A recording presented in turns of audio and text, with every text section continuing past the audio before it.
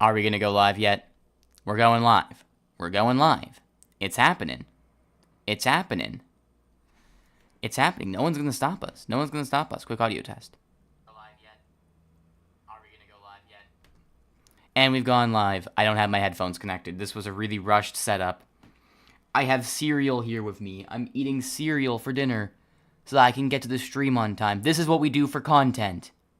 You have to understand, this is what we do for content here on the Posey Writes Stories channel. Okay? You gotta understand. This is what we sacrifice. This is what we sacrifice. Anyway, I still have a couple more things to do in terms of setup. Let's just make sure this window capture is on Discord. And there we go. And there we go. I'm on my Darn account. My roleplay character account. Stuff. And then, yeah. Here we are. I forgot to post this on my server, as it were. Let's see. Yeah, rereading the Among Us lore Tumour Arc. And we're live. And we're live. We're live. We're live. And we're live. We're live.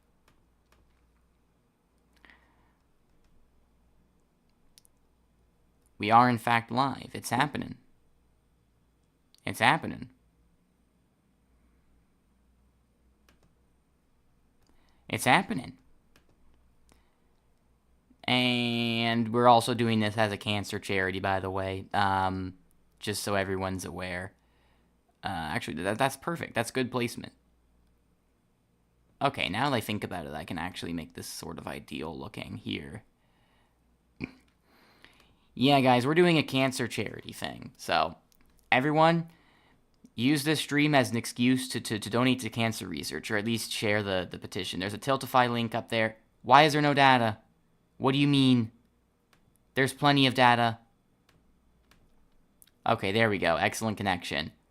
Excellent connection. Perfect. Wonderful. A is not here at the moment. He will be in a few minutes. As I understand it, he just had to kill a scorpion, and that's not a joke. That's actually serious. That's what the... Wait, why is this... Oh my god, it's the wrong stream. No. No, I'm so stupid. Oh my god. Oh, you have to be joking. I'm so dumb. I'm so dumb. Okay, hold on a minute. You know what? You know what? You know what? We're doing some emergency surgery on the stream. Okay, let's make this public right now. Go live, go live, go live, go live, go live. And we have Tumour Arc onward.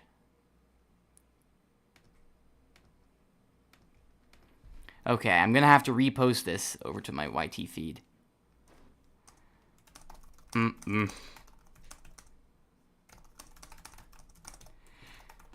I'm so bad. Wait. No, that's not it. That's the wrong one. Okay, which one's currently live right now? Okay, this one is. This one is. This one is. I'm gonna need to privatize the other stream. Okay. I am really dumb. I am really bad. I had a different stream set up for this before today, then set up a second one because I forgot. And now I'm starting the first one instead of the second one.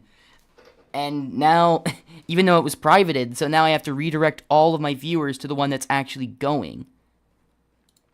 I am really dumb. Forgive me. Okay. Okay, the one that's live. I've linked to the actual one that's live. Okay. Let's go to my channel. I need to shut down the other one right away. I'm gonna need to shut down the other one immediately. Guys, I messed up the stream. Please go to this one. Okay. This is embarrassing. This is really embarrassing. Okay. Private. My cloud is... I'm just such a bad streamer. What can I tell you? What can I tell you? There's just no... There's no recovering from this. There's no recovering. Okay. This is embarrassing.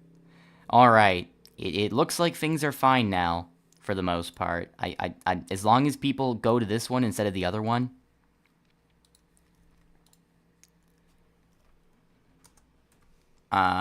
We can probably just get rid of this part from the link on Discord. I feel like that might be necessary. And there we go. There we go. 1 sec. Technical difficulties. A's trying to call me. I don't even have my headphones set up. This was really rushed. Okay. This was really rushed. I haven't even started eating the cereal. It's gonna get soggy. It's gonna get so soggy. It's gonna be so bad. Okay. Please tell me this. I had to recharge my headphones on the spot. Please tell me there's a decent amount of... Please tell me there's like a decent amount of battery. Please. 80%? How did it get up to 80%? Well, that's more than decent. It was literally at like 0. How? How? Okay. Well, whatever. Good enough. Okay. Time to get into call.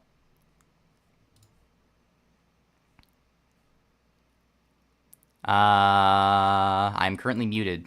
I feel like Discord needs that. Oh, never mind. Hello? I can't hear your voice at all. Hold on a second. Try speaking now. I cannot hear you whatsoever. Wait, let me go to my let me go to my sound setting. Oh, my volume's just... It's just my volume. My volume was turned to 0 for some reason. I'm stupid. Try speaking now. No issue. Okay, you're good now. Balls. Agreed. Okay, good. Okay. You're so right.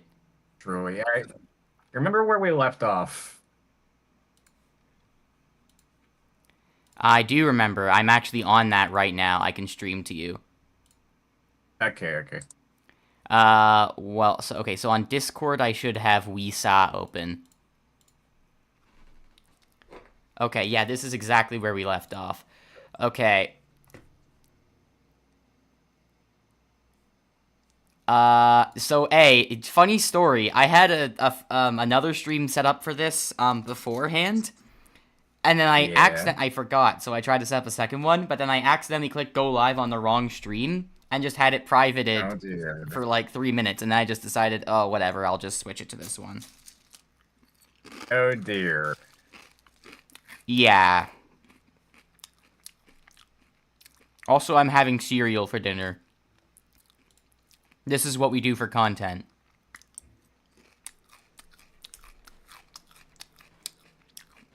Anyway, let's tell the viewers about what this is. In case you missed the last stream somehow. Is this the main channel? Yes, King Fan. While you do that, I'm gonna look to see which message specifically we left off on. I am screen sharing to you. You can literally look at it. I can see all... What, does it... Do we just start at the very top one, or...? We can probably restart just slightly before where we left off last time. So when the tumors get to Earth, I would say. Okay. So what is this, you may ask? This is the Among Us lore roleplay. What kind of cereal? Gluten-free cranberry cereal. Janik. Let's see. Yeah, you're right. I should just completely ruin my digestive system. Yeah, drink milk, goddammit. I am. It's just almond milk. Soy milk. You fucking soy boy. I can actually drink soy milk, too, so that's a useless thing to say. Shit. You've been outsmarted. I'm here now. Hello, William. I apologize for the confusion. There was a huge mix-up with the streams, but it should be good now. In the meantime, A had to kill a scorpion. This is, in fact, a true story. Hey, could you actually talk real quick so I can see if the audio balancing is going to work out? Yo, what's good, guys? It's your boy Mark. We're back for another episode. True. Agreed. This post was fact. Yeah, I think you're good. Okay, good. Okay. I think kind of far behind, so I'm gonna check the other stream to see where exactly. If that's Broski, all right. I am screen sharing to you. No, I don't. I think we started a little before where you're screen sharing. That's not true. We ended like exactly where I am right now. Okay, never mind. Believe me, I have rewatched the stream like 3 times. Okay, good. You are not being gaslit. Okay. I trust you. Yeah, you should trust me with everything. Yeah. Among Us fanfic, you could call it that. I guess. Hello, Warped. What's up? Yeah, it's kind of like an Among Us fanfic. So there's this channel called Game Tunes, and it made an Among Us logic series, and we basically made a whole roleplay based off of that. But it just became increasingly stupider. It just got worse and worse and worse. It's been going on for like 3 years. It is unrecognizable from when it first started, aside from like the original characters that were there in the beginning. Yeah, I mean, they're kind of getting involved again now, but for the longest time, they straight up just weren't even relevant to the story. Just random shit was happening outside of their, like, way away from them. It was really funny. Oh yeah, Game Tunes. Yeah, people from 2020 remember Game Tunes, at least I would assume. But yeah, we just kind of started making fan-made episodes of their Among Us logic series, and then it became like a whole separate story of its own. And you can watch the previous stream, all 5 hours and 19 minutes of it, mind you, to see where the story... God only knows. God only knows. It seems to be fine now. Let me just wait for the stream to reload on YouTube before we do anything else. I'm losing all my viewers from this. It's terrible. Why? All 2 viewers. Oh no. No, I had 4 actually. Liberal owned. Oh, I see how it is. It still says 2 on my end. Yeah, that's because it dropped to 2. It had 4 before that, I promise. I'm not making this up. You've lost 50% of your viewers. Look, now it's 1. Oh my god, 75%. I've had a terrible fall off. Someone's gonna make... There's gonna be so many YouTube documentaries in the next month talking about the 13-minute fall off of Posey Wright stories. Dude, you lost 3/4 of your entire viewer base. This is insane. Some super artificial YouTuber is gonna upload, like, with a channel called like Online Lore or something, is gonna upload a documentary that says something like, Posey Wright Stories was one of the most ambitious creators, and then in the span of 1 live stream he lost 75% of his viewer base. How did it come here? Posey Stories was considered one of the greatest of his time until it came out that he was a bitch-ass motherfucker who pissed on my... True. Anyway, I think A was saying something earlier. There's a good chance, there's a non-zero chance this was completely cut out of the stream. We did that last stream for 5 hours and 19 minutes, but we could have gone for 7 if not for mic issues. Yeah. It won't be as long this time, I don't think. Yeah. But, you know. Who knows? Maybe I'm wrong. Maybe I'm just dumb. We can get some stuff done. I reckon. That we can. For the meantime, I'm eating cereal. Yeah. Anyway, right. You're eating your soy reel. Oh, I've been owned. I've been destroyed. I can't recover from this. I just can't. I may actually just have to end the stream here. My mental damage is too much. I'll have to delete my channel too. Yeah. Remember when it said 1 watching now? That 1 was me. Oh my that god. 1 was me. It's up to 3 again. Look at misses here. I'm getting my viewer base back. Holy, oh my god. Oh my god, it's a comeback. It's an insane comeback. Dude. I'm so good. You now have 300% of your viewer base. That is not how percentages work at all. You tripled it. That's true, yes. 300% of my prior viewer base, you mean. Yeah. Anyway, I'm using my new mic now, which, I wonder if you notice a difference between that and the previous one. This is actually like a studio quality microphone. Oh. Yeah, it is so much better, and it's not glitchy. Like, this is actually straight up studio quality, I think. And now to complement this, I'm gonna get my headset mic so that my audio. No. I don't think we need to do that. That is not necessary. I want the reading to be comprehensible. Yes. AUL is already incomprehensible enough as is. Yeah. Okay, so when we left off, it was May the 10th of 2021. And we ended off with tumors, which came from like one singular tumor in the mind of Engineer, who's one of the crew members in Among Us lore. That tumor ended up creating more tumors, and then the tumors were ejected out of the Skeld, and they ended up going all the way to Earth. And we ended off with Earth becoming a breeding ground for the tumors, who are now going to become a major Flatline goes in its entirety. But I'm assuming they become a major problem. Yeah, if memory serves correct, I believe they do. Okay, yeah, makes sense. I don't think we're at the Gregory point yet. We're not at the Gregory point. By the way, content warning about the Gregory point, gore. Oh, yeah. Yeah. And if you're, like, squeamish just with, like, tumors and infections in general, then I would skip this one if I were you. Yeah. The way I say it, it's way funnier if you just skip one of the streams entirely and come back to like complete bullshit. That would be extremely funny, I won't lie. Yeah. Right, so the Skeld crew arrives on Earth, and yeah, the tumors are actively using entire countries as breeding grounds. I think that's where we stopped last time, exactly. Captain proceeds to back the ship away from Earth once he realizes this. They escape unharmed, but the damage has been done to Earth. The situation on the planet is very grim. I actually think I read those lines, but whatever. Doesn't matter. Meanwhile, the Skeld stops gravitating towards the black hole. I like how that was just something that was just happening in the background this whole time. Yeah. That was just like a minor side issue. You know.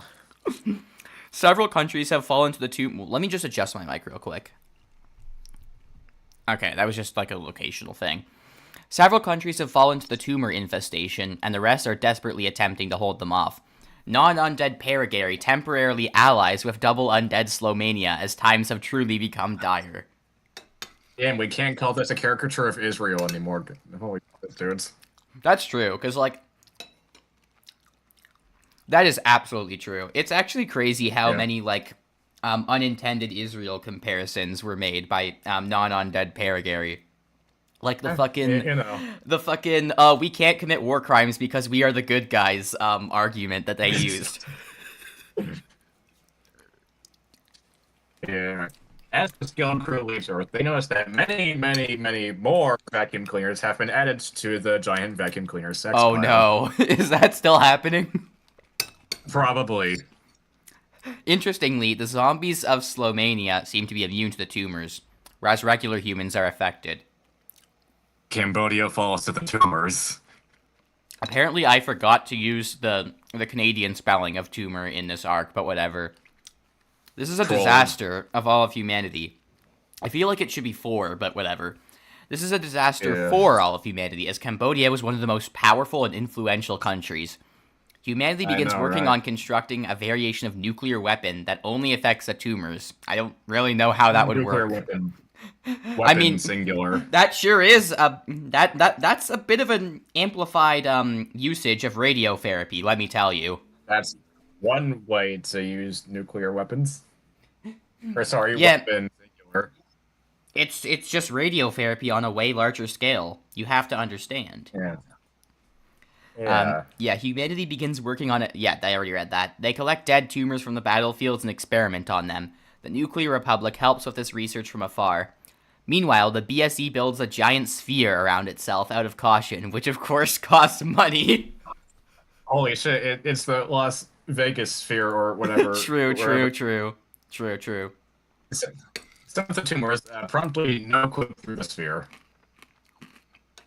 They can just do that. Yeah. The High Council thinks one sphere isn't enough and has exactly dear. 873 more spheres built. There are too late.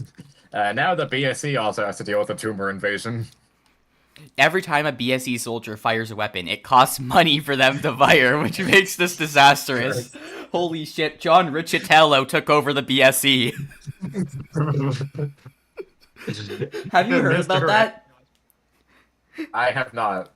Okay, so this guy was like the former CEO of EA and then Unity, and he got kicked from EA for being too money hungry. God. Yeah, I'm not joking. Oh, Kicked from oh, EA oh, for being too money dear. hungry. That's crazy. Yeah, wasn't he the guy that like He suggested that you had it's to. like- He suggested that you would need that players would have to I know pay that. per reload, basically. Now So I that's know. what I'm referencing here, because like the BSE soldiers firing just costs money. Mr. Egg They realizes put that John Riccitello in charge of their military. Hey, Mr. Egg realizes that the bullets themselves used in BSE weaponry are made of money. I don't know why. Oh, that's. Oh, I know why Ank's messages aren't blocked, because I'm on the DRN account right now. Anyway, I guess I'll just read this aloud. The BSE eventually beat the tumors back to the 564th sphere by just telling them to go there. That's most of the tumors not being that intelligent. Okay, reading this one was worth it. I'll tell you if there's any I'd recommend uncollapsing or collapsing for. Should I just reblock? I totally forgot to block. Yeah, no. I haven't blocked on Yeah, this okay. account. Okay. Yeah, On the just bright block 'em. side, I'll a tell lot you- of BSE residents are immune to the tumors, but only those with higher rates of bath salts consumption. I'll tell you if there's Everyone- one. Everyone is immediately ordered to consume 40 times the amount of bath salts as usual. This announcement costs money somehow. This new regulation critically lowers the average intelligence level of the BSE, but it's a worthwhile risk. The lowered intelligence reintroduces an old problem of some residents starting to wonder if they're actually nuclear missiles.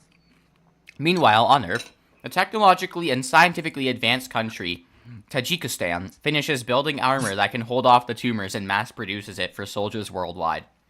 The armor isn't 100% effective, but slows down the rates of soldiers being infected by the tumors. Citizens Fun of fact Earth about are... Tajikistan, for a long time, they claimed to have absolutely zero COVID cases. Just zero. Damn. Absolutely none.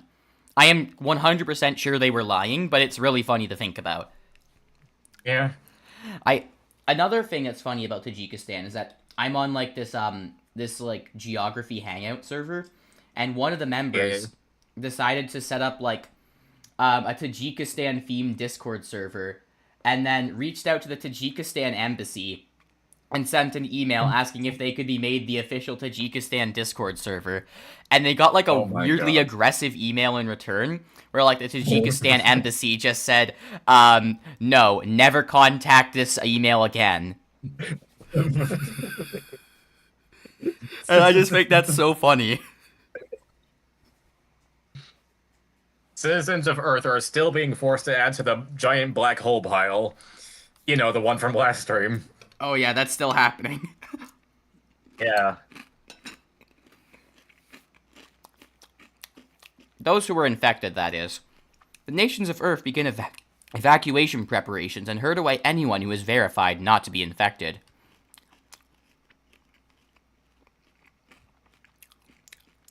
Are these worth reading or no? Nah. Okay. This still doesn't stop the tumors. The Nuclear Republic... I should just take silence as a no. The Nuclear Republic offers to accept human refugees, since sentient nuclear weapons are immune to the tumors as well, and they won't be taking a risk by accepting them. All anyone knows about the black hole pile is that it's currently doing itself. Not a single human is concerned about living among sentient nuclear weapons. I feel like I have to read this one. I need to know what the setup to this punchline is. Yeah, you can read it. The great country of Vanuatu decides to send people into the wormhole. Every other country asks, "Are you a fucking idiot?" at the next United Nations conference simultaneously. The delegates just speak in perfect sync. There's like all... I don't actually have the number of countries in the world on memory, but something like 150, I think. It's actually 190-ish, I think. Yeah. Somewhere between 190 and 200. 190 to 200 delegates all just like simultaneously in perfect sync ask that question. Oh dear. The audio overlay goes crazy. Truly. The wormhole leads directly into the containment chamber of SCP-96. I don't remember which one that is. I feel like that might be the statue. The ambassadors I think it's the... Oh, I think that's the peanut one. The one that moves if you don't keep an eye on it. I don't fucking know my SCPs too. I'm pretty... Oh gods. I won't even read these two. Gregory revives them as soldiers again and teleports them out of the chamber. He just revived the soldiers that never died. Yeah. Meanwhile, True. Meanwhile, Vanuatu's government is quickly overthrown and replaced due to the people being angry at their decision. Tumors sneak onto the island while the civil war is going on. Before anyone can even figure out what's going on, Vanuatu instantaneously turns into a tumor camp. All survivors flee to other countries and continue to criticize the previous government for sending people into the black hole. You can read this one. The island of Vanuatu is then elevated off of Earth by Micronesia and Fiji before the tumors can spread. I feel like that doesn't make a difference considering the tumors are already in basically every other place on Earth. Yeah, they were just being petty at that point. Yeah, true. Unbeknownst to the survivors, they were also infected.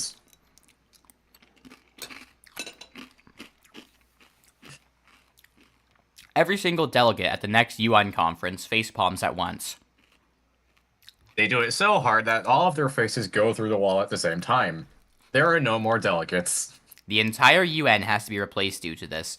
Meanwhile, human scientists work very hard on creating a tumor antidote. The tumors infect the antidote. Gregoire funds this research, only to retract his funds when he realizes that it went wrong. Somehow. I do think that was a continuation of your previous message and not mine. Somehow Gregoire doing this causes an economic collapse worldwide that prompts a second Great Depression at the worst possible time. Everyone blames Gregoire. I love how... I still can't get over the fact that you've been mentally calling him Gregoire for, like, the past 2 years. Yeah. Like, I understand, but that is not how you pronounce it. Fuck you. Okay, fair point. Fair argument. To make matters worse, the entire Ring of Fire bursts into earthquakes for no reason. What do you mean, no reason? It's the fucking Ring of Fire. That's what it does. A volcano spawns on every square centimeter of Earth's surface. The writers forcefully glue Earth back together and remove the volcanoes, but there's still a lot of damage. Yeah, there's still the infinite untapped supply of volcanoes. The tumor infestation continues. Sorry, active volcanoes at that, many of which form through people's houses. South America completely falls to the tumors, the first continent to fall entirely. The only nation that doesn't fall is Paraguay, due to having too strong of a military. Isn't there... What the fuck do you mean Paraguay? Didn't that become Paraguay? Well, I guess we'll just assume that means Paraguay, and I'm just being dumb. Okay. Bolivia's gravestone. Bolivia, Oh yeah, sorry, that's your line. right. Bolivia's singular collective gravestone is replaced with more tumors. I'll just ignore what happened here since it's retconned. By this point, millions of humans have been flown into space after being verified as non-infected. They all forget to bring protective equipment. They then freeze to death in space. The writers retcon their deaths and give them equipment. The equipment somehow forcefully gets incorporated into Mars. The Scout crew then realizes this was all technically their fault. It took you this long. Meanwhile, the humans all settle in the Nuclear Republic, where they are welcomed with open arms. Technically not, because the nuclear weapons don't have arms. Except they are welcomed with open arms, which is a pun among the nuclear weapons. The human refugees temporarily forget the drastic situation and laugh at the funny joke. Neptune violently self-destructs the second that pun is made, and then unself-destructs, I guess, just to scare people. Yeah, true. This...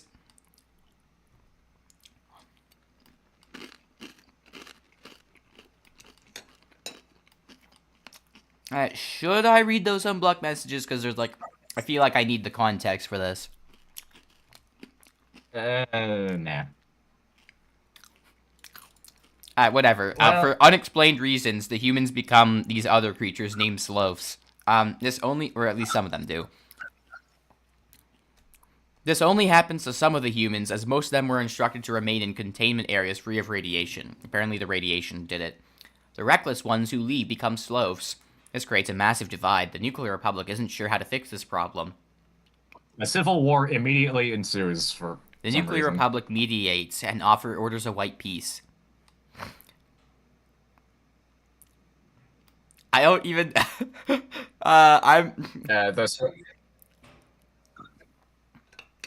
Sloths then just fucking vanish. Yeah, they just do. And then the humans... Yeah. And then something else happens. The Sloths vanishing. Yeah, the Sloths just kind of just vanish out of existence. That's all the blocked messages. It's just them vanishing. Oh, really? I thought that was you Yeah. making a joke about not clicking the blocked messages. No, it wasn't. Oh my god. Anyway, this leaves the humans and nuclear weapons largely confused. The humans then realized that they were just sent to Karen by the BSC for some reason. I don't know. They just are. Yeah, the BSC just went, fuck all of you, and sent them to Karen. Yeah. You know that one image where it's like lightning, like specifically striking someone's apartment window, and there's text saying "fuck you" in particular. It's like that, but Oh yeah, except I feel like it's a bit more broad, considering it's all the humans. yeah. The Nuclear Republic finally constructs an artificial moon around Neptune and sends the humans there to prevent more Sloths from being created. Okay, whatever. This is retconned by the Karen. I think that means anything. Meanwhile, the BSC has defeated the Tumours in their territory. It is largely believed that this is the end of the tumor infestation as Earth was nuked. Did I miss something? What the fuck? When did that... I don't know.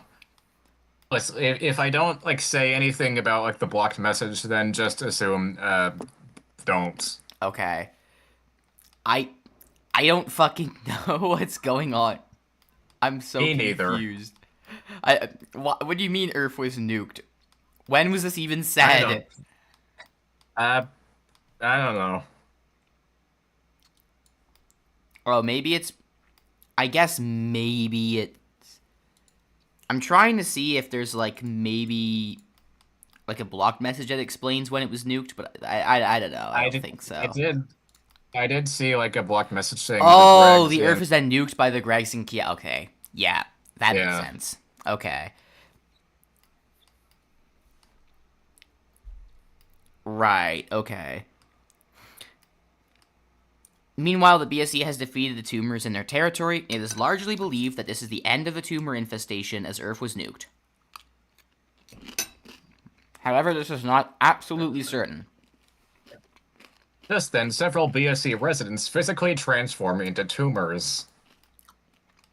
Every faction illegalizes travel to Earth just in case. You can read it. You can read it. Alright. Earth eventually becomes a backwards pocket dimension due to the unusual nature of Greg nuclear missiles. Earth history starts to run on it in reverse. A backwards pocket dimension with volcanoes and earthquakes around every corner, that is, and also tsunamis. The humans on the moon... earthquakes run backwards, as do the tsunamis. Sorry. The humans on the moon hold great spite for the Gregs for carrying out the nuking, which killed billions of their kind and families. Human-Greg relationships have been effectively ruined. I like how they still we're still not picking up the Greg sleeper virus, though. The Gregs just decide to just colonize Earth for themselves at this point. They managed to circumvent the backwards time stream using their technology, therefore they're unaffected.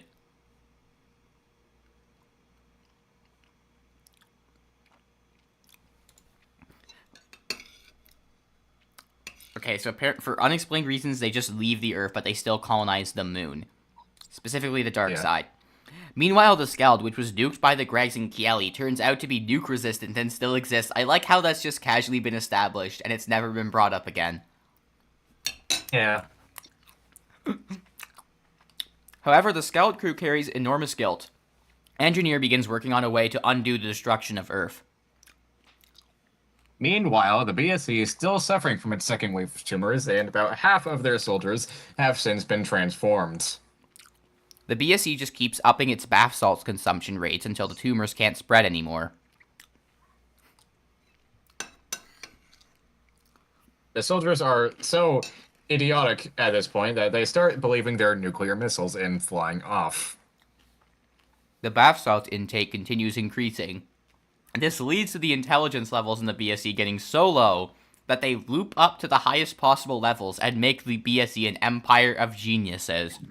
They instantly solve their monetary crisis with this newfound intellect.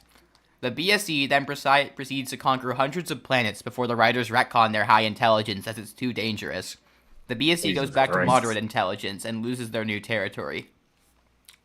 Almost instantly. They no longer know how to solve any monetary crises. This shouldn't be a problem, except for the fact that the tumors have somehow found a way to force another one upon them. Somehow. I mean, yeah, an economic crisis probably would be caused by a disease infestation. I like to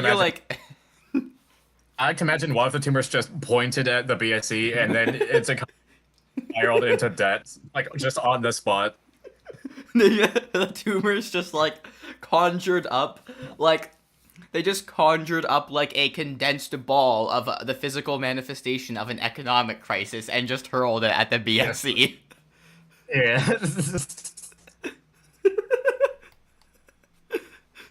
The BSC then solves a new monetary crisis after a lot of thinking, but it costs money and just makes the original one worse. The gentleman finally returns from his long period of absence and announces that he will help crush the tumors.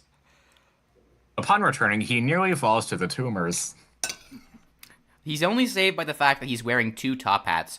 The BSC scientists realize that the two top hats can make one immune to the tumors for some fucking reason. Wearing two top hats is immediately mandated for all citizens and soldiers.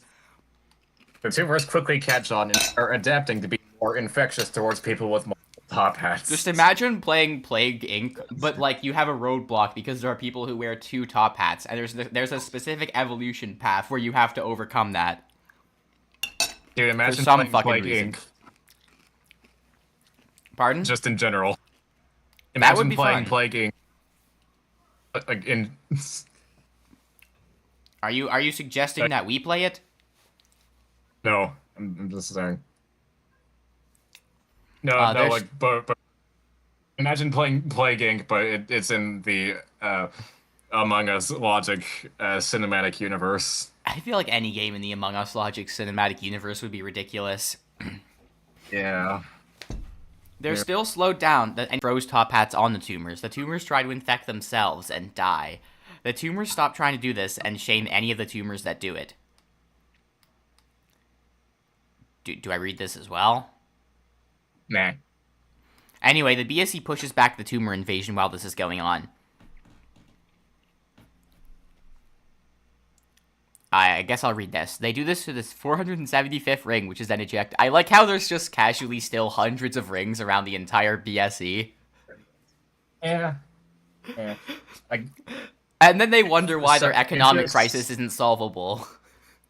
Yeah. Again, if I'm like silent when you come up to a blocked message, assume that's an indicator, so just ignore it. Yeah. The ring is then blown up in space. The BSE thinks that's the end of it, as does everyone else. The ring is unfortunately not the imposter. By the time everyone thinks it's over, 17 more worms already spawned and have long since started doing each other. And some with a nuclear missile turning into tumors. Everyone remembers that all objects are gravitating toward the wormhole in Mars. Phobos finally falls after Deimos.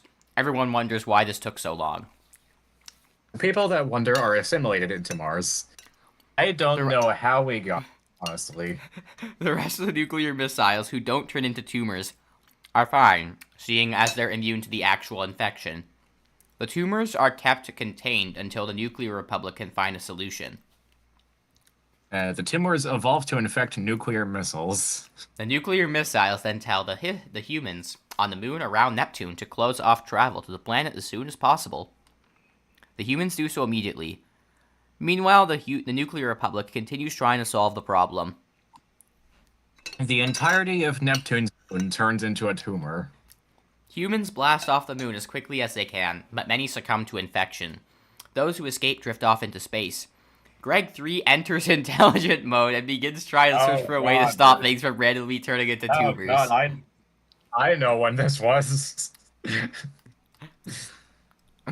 Greg 3 immediately. The punchline to this is so funny. Greg 3 immediately reverts back to Clan Punkus mode, as it was established that Greg 3 intelligent mode does not apply to the story. He promptly destroys any pre-existing research. Greg asks Greg 4 to take over the assignment instead. Greg 4 states that he's actually mounted to the floor and thus cannot help. Greg sighs and proceeds to do it himself. However, he has much less luck with it.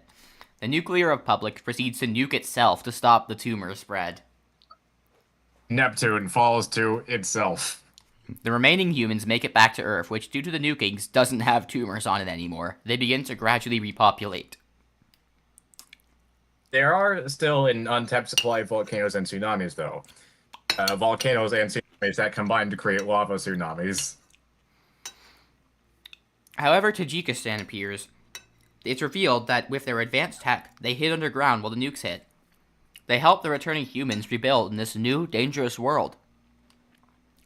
Several humans, while this is going on, are caught in the lava tsunamis. However, a majority of the humans get tumors due to the radiation covering the world, which, yeah, but they're just normal tumors, not infectious living ones. Tajikistan's advanced medical tech cures most of the affected people. They also clear up a lot of the radiation.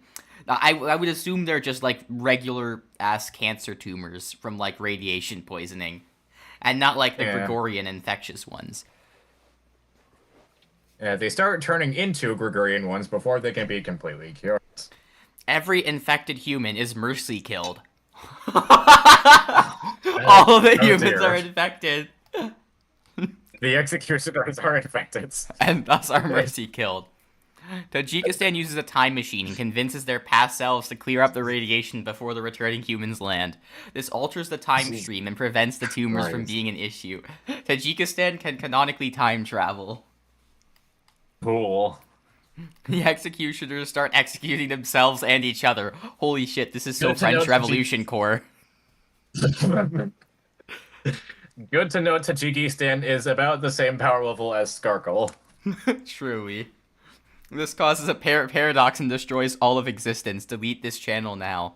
I can't believe that, like, writer Posey didn't go for Tajikistan instead of the Gregs. Would have had a lot better luck. Yeah.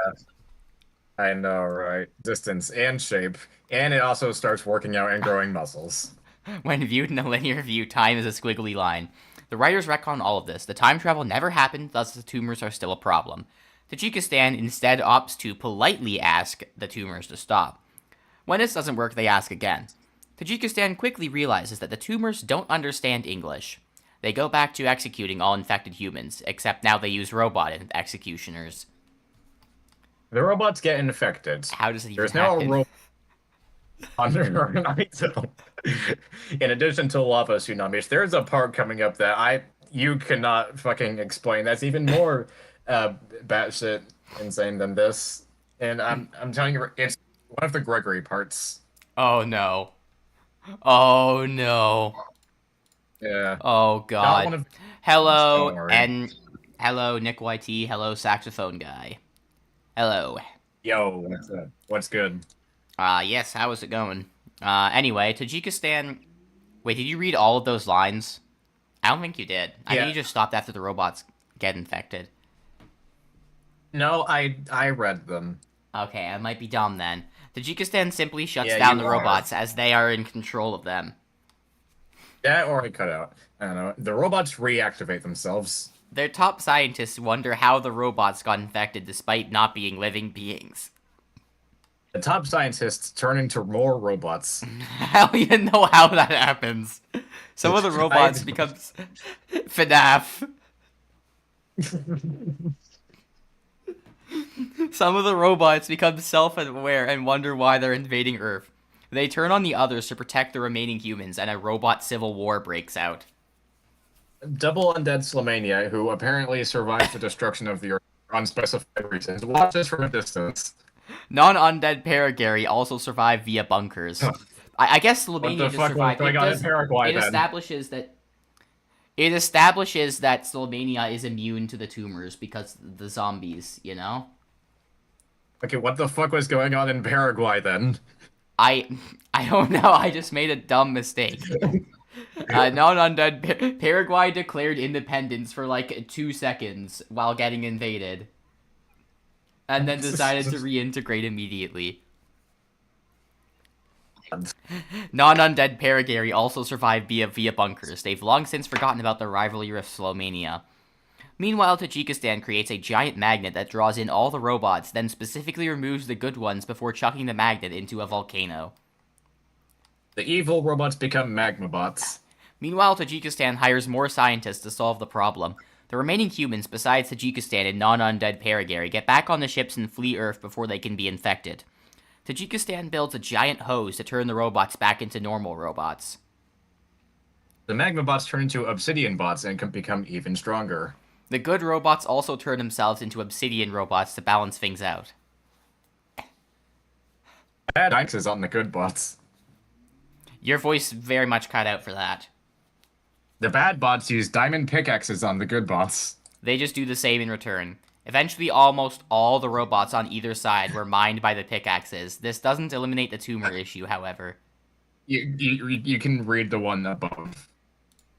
Tajikistan just decides, fuck it, and uses an EMP on the Earth. This destroys most of their technology, but also destroys all of the robots.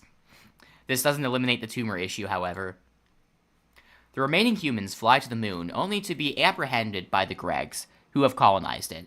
Greg 3 suggests building a nuclear reactor directly on top of their ship, and does so before anyone can stop him. Now the humans are trapped in Greg custody. The Gregs apologize for this inconvenience. The humans are still mad because the Gregs nuked Earth in the first place.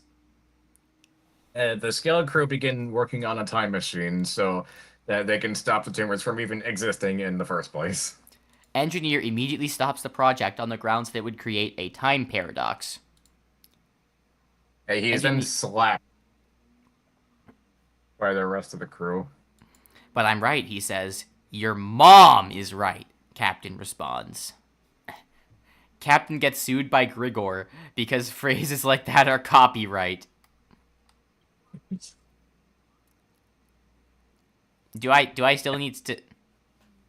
I'll just read these one. The skeleton crew choose possibly the worst person to help work on the time machine, Stoner.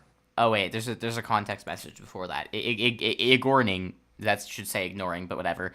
Ignoring him, they eventually finish work on the time machine. However, only one half of the skeleton crew can actually go through with the time portal.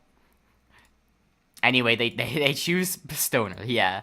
Engineer frantically tries to halt the operation, knowing it will end in disaster. As Stoner walks through the portal, he then begins fucking up the timeline and eventually makes a sentient comedy shredder somehow. It begins to shred the tumors, however, it also shreds Stoner. Engineer comments, "I told you so." Then it starts to shred the skills.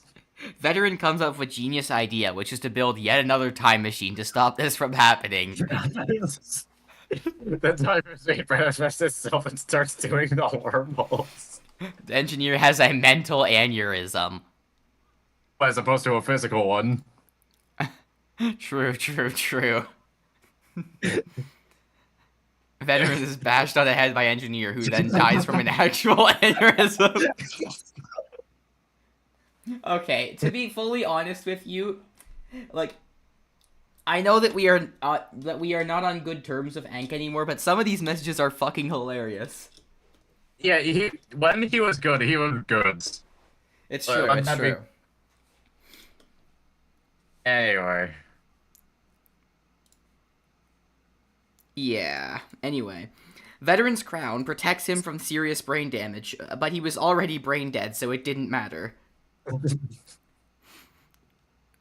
Player then has a genius idea, that being to build a comet club and send it out of the solar system. However, Veteran has an even better idea. Send a recording of Elon Musk's SNL skit into space. A physical manifestation emerges. The writers at this point fail to understand what is even happening in the story.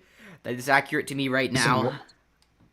This enrages the comedy shredder and it starts speeding up its shredding. The writers turn into for some reason.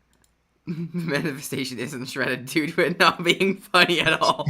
That's so true. The writers retcon their Gregification and return to normal, then debate retconning all recent events. Sheldon, who from the Big Bang Theory, then suggests retconning. That's just a thing. Yeah, he's just a character who fucking exists in RRS canon. Yeah. Gregor appears and retcons Sheldon's mom. He is then eviscerated in a family bonding activity by Gregor. And also Trencor. I don't know if he's talking about Gregor or Sheldon's mom, or Sheldon. I'm assuming Sheldon. Correct. I don't know. Whatever, it doesn't matter. Again, the writers just consider retconning a ton of recent events. Nobody can explain it, but satellites start flying towards them while they talk of this topic and repeatedly land nearby their house. Eventually, the writers decide to give all of the alien corpses they had on hand for some reason back to the What the fuck? This stops most of the satellites. Okay.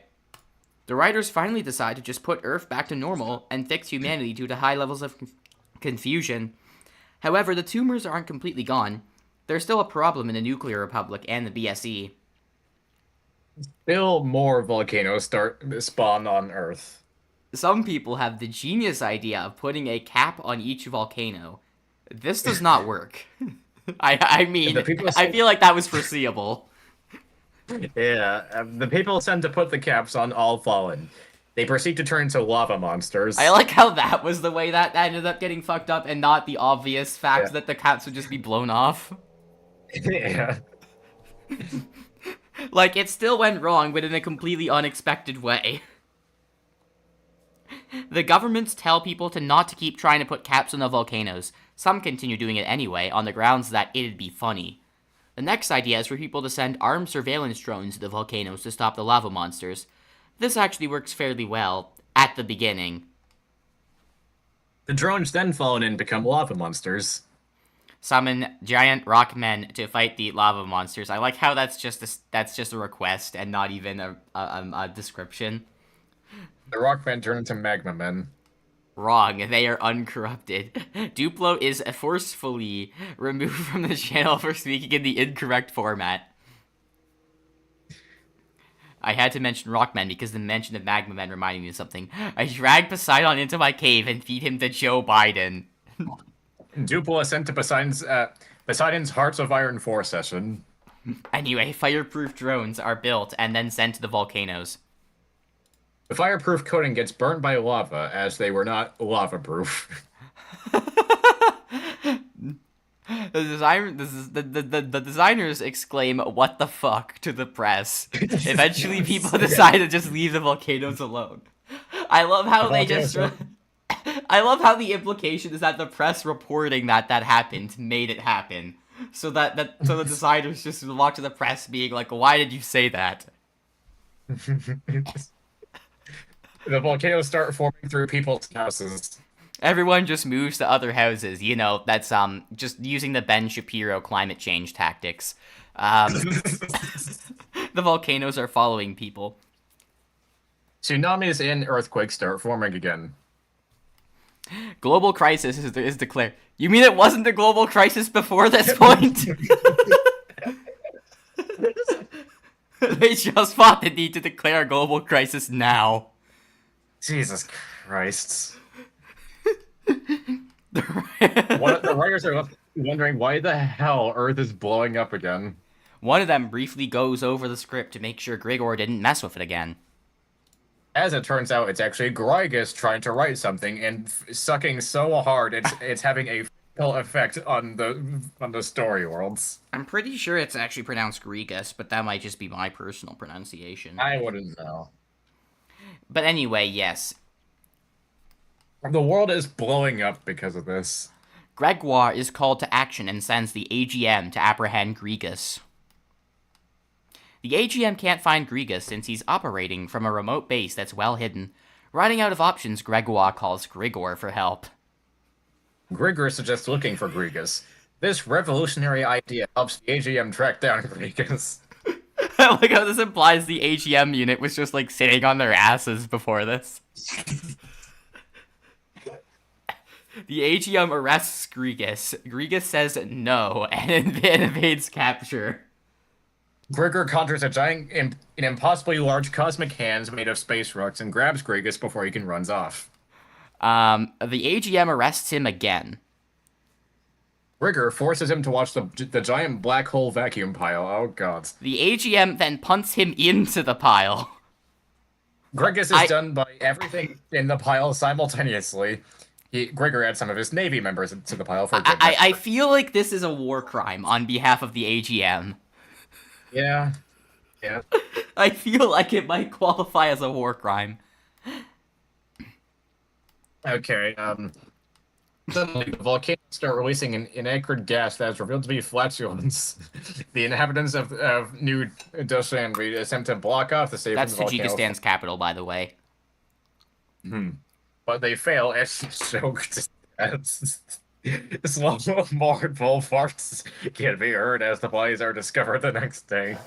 Those that live have since physically melted from just how pungent the farts are. The expeditionary forces have to wear specialized gas masks just to survive. Their bodies still melt. Oh yeah, that's kind of a concern. This results in more deaths. Tajikistan declares war on the volcanoes for carrying out a terrorist attack on their city, even though the volcanoes aren't sentient. Okay, hang on. Let me, right. 38,057,405 billion more volcanoes form directly on top of Tajikistan. They lose the war immediately by ceasing to exist. The volcanoes can proceed to completely take over Tajikistan. I just want to... Okay, so it says billion on top of that already large number. So that would be... Yeah. That is 38,057,405 billion, which would be... 405 billion is up. Then it would be 57 trillion. So it's 38 quadrillion, 57 trillion, 405 billion volcanoes. Oh dear. All directly on Tajikistan.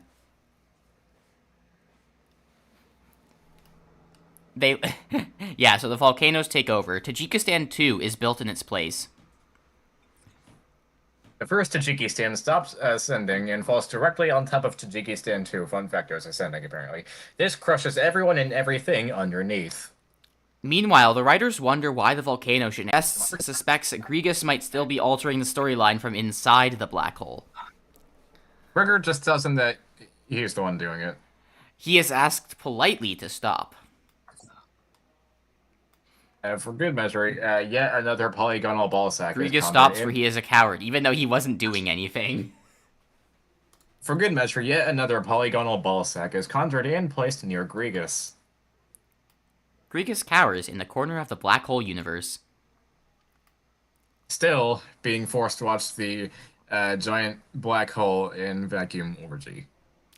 The volcano crisis finally stops. Every volcano on Earth instantly phases out of existence. The tsunami and earthquakes also stop. In their place, typhoons emerge. Still, this is way less bad than what there was before. Meanwhile, the nuclear republic finally halts the tumor infection, at least temporarily. The BSE has notably not. The missiles immunize themselves by making themselves more nuclear, which prevents the tumors from infecting them. Of course, this also results in more accidental explosions. I don't know how they could become more nuclear. The gentleman invents a brand new genius invention, 3 top hats. Everyone in the BSE puts on 3 top hats, which temporarily slows down infection rates. The tumors develop more drip than the gentleman in response. This causes the gentleman to instantly become infected. He is immediately rushed to a hospital. Most severe infection yet, despite everything else going on. True. The doctors just barely managed to save him, but the process costs a lot of money. So much so that there's not enough money to support the increased bath salts intake anymore.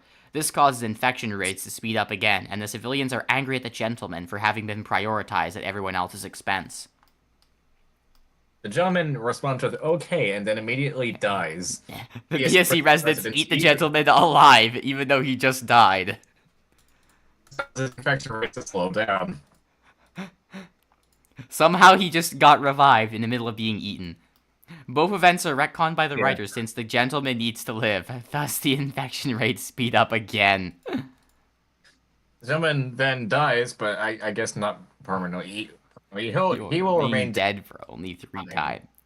This placates the angry BSE citizens. One of the High Council members suggests that the BSE make peace with the tumors and sell land to them in order to both fix the monetary crisis and stop the tumor infection. The rest of the members have to remind him that the tumors aren't intelligent beings who care about any of that. That member is promptly thrown into a room with a bunch of captive tumors. The council member then proves everyone else wrong by calmly negotiating with the tumors and playing a friendly game of chess with them. This revelation causes the BSE to realize they can just make peace with the tumors like he suggested. The tumors and I have entered good faith negotiations.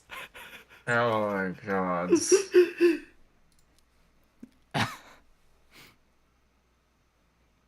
However, while he isn't concentrating, the tumors jump him and infect him.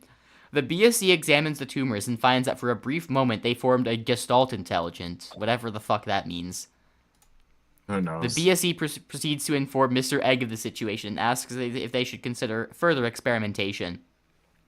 This is because the gentleman is temporarily dead for the purpose of appeasing the civilians.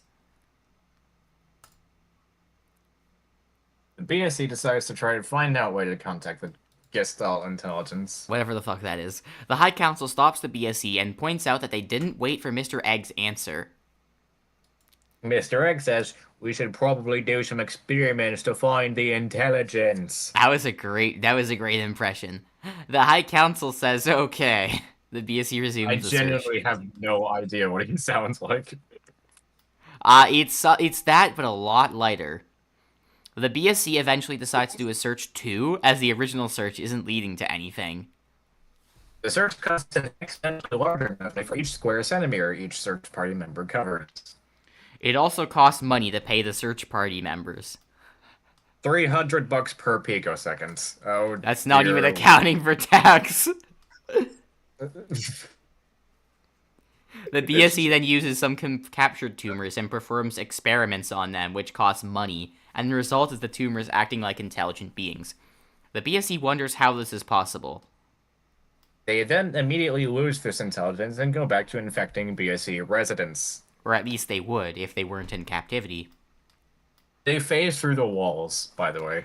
The BSE realizes... What? That never stops being a thing.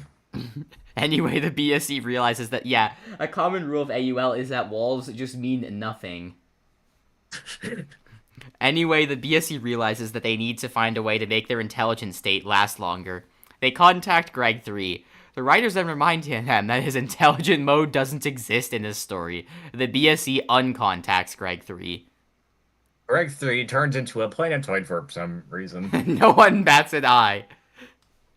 The Greg 3 then grows several laser cannons and vaporizes half of Kepler-22b. Meanwhile, the BSE comes up with a type of spray that can disintegrate the tumors. The soldiers begin using it. The tumors eat the spray. The tumors then die. They also become real, a fate worse than death. Oh my god, I remember this. Dan revives himself to tell the story once again. The writers toss him into the black hole. I'll go back to that later. If at all. He is then forced to be done by the black hole and vacuums and everything else in the pile. Right, okay. Okay, so eventually Engineer has a plan. Tumor corpses are collected and then placed into an apparatus that resembles an organic computer. The intelligence then goes into the corpses and contact has been reached. The BSE spies on them and uses this same tactic, except they forget to account for the cube factor. Spies promptly disintegrate into the grounds. The computer forces the BS... Okay, the scout crew lends the BSE the computer for reasons. I don't know why they would do that, considering their history with the BSE. But whatever. The computer forces the BSE at gunpoint to spend money. All the scout crew's faces morph into troll faces for a fleeting moment. They get stuck like that. The writers have to retcon it in order for them to go back to normal. Oh my god, I'm remembering so much, holy shit. The writers become troll faces. They retcon this as well. The BSE then asks a simple question to the computer. Why? This question costs trillions of dollars to ask. It's the computer coin-operated. It's coin-operated. The computer responds that it is working for a higher power, then self-destructs. The cleanup costs more money. More money. Once the cleanup is done, the BSE probe spots a huge warship entering the solar system. The warship steals their money and converts it into more tumors. Still able to face through walls. That never stops being a thing. The BSE asks who the fuck sent the warship. They get no response. The warship is made of mirror glass. The BSE's best detectives deduce that the BSE sent the warship. The BSE sends itself to Charon. Eventually, one of the BSE scientists realized that they were fucking wrong. As such, the BSE has to be moved back off Charon. The scientist is not able to relay a word in time, however, as the BSE decides to declare war on itself. This process costs a lot of money. To clarify, this is not a civil war, it's just declaring war on itself. True. The ship is actually sent by a marauding race known as the Venturians. All the top detectives are fired. The BSE is still at war with itself. Still at war with itself. New top detectives are hired. The BSE then offers peace to itself. The new detectives reach the same conclusion. As it turns out, the average IQ isn't particularly high. One of the lesser BSE detectives claims that they think Joe was responsible. When asked to elaborate, the detective says Joe Mama. They are executed on the spot. Yet more detectives are hired. The BSE offers itself peace again. The new detectives conclude that Kepler-22b itself is responsible. The BSE then on the planetoids. I don't think they have very competent detectives. Yeah, I wonder why. The High Council decides to revoke the BSE's ability to declare war until it stops declaring war on itself. The BSE declares organized combat on the High Council. The action of the High Council then ejects the rest of the BSE somehow. The entire BSE sends itself into the High Council building, and the High Council building just traps them all into one capsule and just shoots them out into space. Christ, they are not the imposter. The action of ejecting the BSE costs money. The BSE no longer has any troops to its name. The ejected BSE then lands on a bunch of planetoids and reestablishes itself. There are now 2 BSEs. This causes a singularity that blows up the sun. The gentleman demands an answer on what the fuck just happened. He temporarily revives himself just to ask, then dies again. He gets eaten alive again. I guess he would. Oh yeah, that's right. The writers. I love how both times it says he gets eaten alive after he's dead. Yeah. The writers intervene and forcefully glue the BSE back together. As the BSE is now glued, they cannot move. The gentleman revives himself again and points out that the BSE has been on a rapid decline ever since the loss of Earth. He decides that they need to reconquer Earth to regain their power. The gentleman gets his organs flipped inside out. The order is still carried out, however. The BSE returns to invade Earth. However, Equatorial Guinea has set up a force field using their advanced technology. This keeps them from landing for the time being. Double Undead Slomania helps turn everyone into zombies so that the bath salts do nothing against them. Incredible. This is only temporary until the BSE leaves. The BSE attempts to nuke the force field, which does nothing. The Nuclear Republic declares war on the BSE after hearing of the BSE using nuclear weapons as expendable. The Venturians decide to place an invasion fleet around Mercury, which gets shut down when they all turn into Gregs. This fails. The Venturians try to add the Gregs into the necrotic hive mind. This also fails. The Venturians settle for adding themselves to the hive mind. This changes nothing. The Nuclear Republic completely obliterates the BSE fleet around Earth by sending volunteers all the way from Neptune. However, the BSE was prepared for this and sends in more fleets. The BSE also positions... What? I think the Nuclear Republic can only attack with suicide bombers. Holy shit. Yeah, it's true. The BSE also positions a fleet around Neptune and begins bombing it from space brutally and relentlessly. They refuse to land on the planet due to the continued tumor infestation there. Their bombs turn sentient. The BSE politely asks the bombs not to go out of line. The bombs blow up the BSE. They then join the Republic. They went out of line. Yeah. The BSE spends money in order to repair itself. The money turns rogue and joins the Nuclear Republic. How? The BSE then sends yet another fleet to bomb Neptune, but this time with the bombs that are strictly unable to turn sentient. The mechanisms preventing the bombs from turning sentient turn sentient and force the bombs to turn sentient. The warships also turn sentient and exterminate their crew. The BSE passes a law that saying that no BSE property can turn sentient. The law turns sentient. For violating itself, the law gets sent to Charon. Karen turned sentient and gets sent to Karen. The sentient warships start bombing the BSE. The BSE uses ground turrets on Kepler 22b to fight back. They can't turn sentient or they'll go to Charon. The turrets turn sentient. They get sent to Charon. This leaves the BSE with no ground defenses. I don't know if they really fought through that rule. The BSE turns sentient. The entire BSE is sent to Charon. It then repeals the law so that it gets to leave Char. I feel like the BSE has been acting sentient this whole time, to be fair. The BSE decides to teleport troops directly onto Earth, bypassing the force field somehow. The High Council asks why this wasn't the first thing they did. The BSE responds with, "Who cares? We're doing it now." The concept of teleportation turns sentient. The BSE troops launch an invasion of the United States. This is immensely successful due to the United States' very weak military. It stops being successful once reinforcements from the Bahamas show up. Fun fact, the Bahamas does not even have a military. Yeah. I believe they just have, like, a navy. Aren't there, like, a few nations that have, like, completely disbanded their armed forces or something? Probably very, very small ones. Yeah. I know that Japan technically doesn't have an offensive force anymore. I think they have a defensive force. Only. Mm. But anyway, yeah. The gentleman then demands the BSE target Buckingham Palace. An invasion of the UK begins. Buckingham Palace turns sentient. The UK orders Buckingham Palace to stop being sentient. Buckingham Palace being sentient, however, prevents the BSE from invading. The UK then orders Buckingham Palace to remain sentient. It stops being sentient. The UK immediately falls to the BSE due to this. The BSE starts dramatically increasing in strength now that Buckingham Palace is back under their control. Somehow the BSE solves its monetary crisis due to owning Buckingham Palace. I don't know how that works.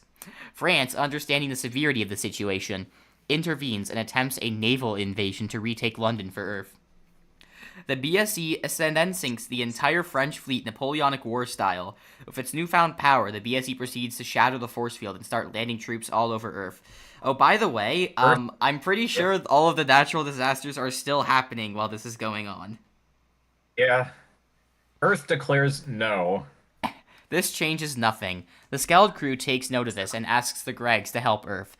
Greg agrees, but asks for Greg 2's input as well. Greg 2 also agrees. A Greg force is sent to aid the people of Earth. A Greg satellite is fired at numerous BSE troops. Not launched this time, it's just fired. Yeah. The writers remind themselves that Greg 2 has the power to Gregify all of the people of Earth whenever he wants due to the gear he supplied them all with. I love how this is never addressed after that. Well, not exactly. It just turns them to Greg 2's side. Greg Force had secretly programmed it prior so that the Gregs would only obey Greg 2. Also, Greg still doesn't know about it. Only Greg 2 and Greg 4 do. Greg 2 plans on activating his plan when the BSE has been fended off from Earth. That way he can take over Earth after it's been weakened. You mean you never considered doing it during all of the times it's been weakened before this? Meanwhile, the BSE tries to invade Greenland, only to fail miserably due to Greenland's military might. He decides to put it off for later since he had stuff to do with everyone on Mercury. The High Council debates their next course of action after the BSE's failure at Greenland. The High Council immediately decides to blow itself up, which it does before anyone can intervene. The gentleman hires new council members, which costs money. The monetary crisis has still been solved, so that doesn't really matter for now. Congratulations, the BSE has kept itself out of a monetary crisis for a full day. Incredible. The next invasion attempt by the BSE is of Norway. They managed to seize exactly 2 nanometers of territory along the coast.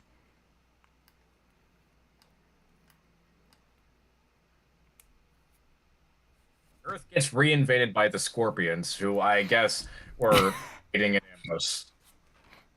This problem is completely dismissed for the time being. Meanwhile, the country of Norway has been critically weakened by its major loss of 2 nanometers of territory. Norway has to rely on Iceland to back them up with their god-tier navy. The Scorpions take 30 centimeters to raise their young. Among these 30 centimeters is the 2 nanometers that the BSE took. The BSE's lawyer objects this written line of the story and claims that they took 2 nanometers, not centimeters. I'm assuming that's why there was an edit. Well, he did not read the fine print. The BSE lawyer is then decapitated. The fine print was 1.5 nanometers. Norway is able to hold off the Scorpions easily due to them only taking 30 centimeters. My bad. The BSE sorry. returns, however, it takes 3 nanometers. At this point, Norway and Iceland practically have to form an alliance just to drive out the BSE. I thought they already were in an alliance. They just form a double alliance. They form Alliance Squared.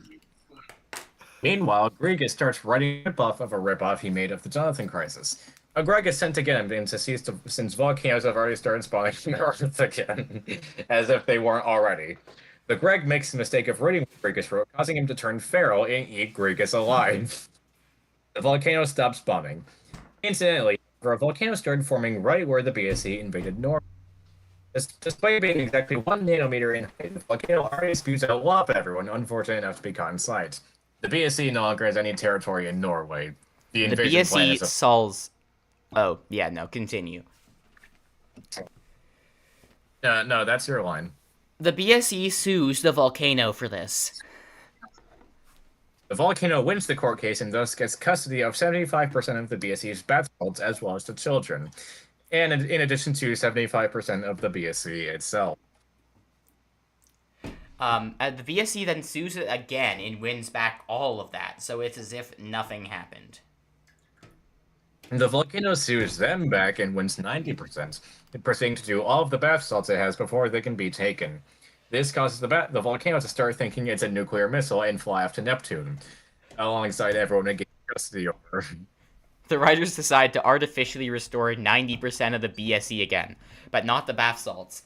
This causes a crisis where the BSE has lost its main defense against the tumors. There's not enough bath salts to properly immunize the civilians anymore. The You know tumors it's go fucked named when bath salts has become a vaccine. Yeah. The tumors going to mass force everyone to add to the pile spree. They also set up brains. Of course they do.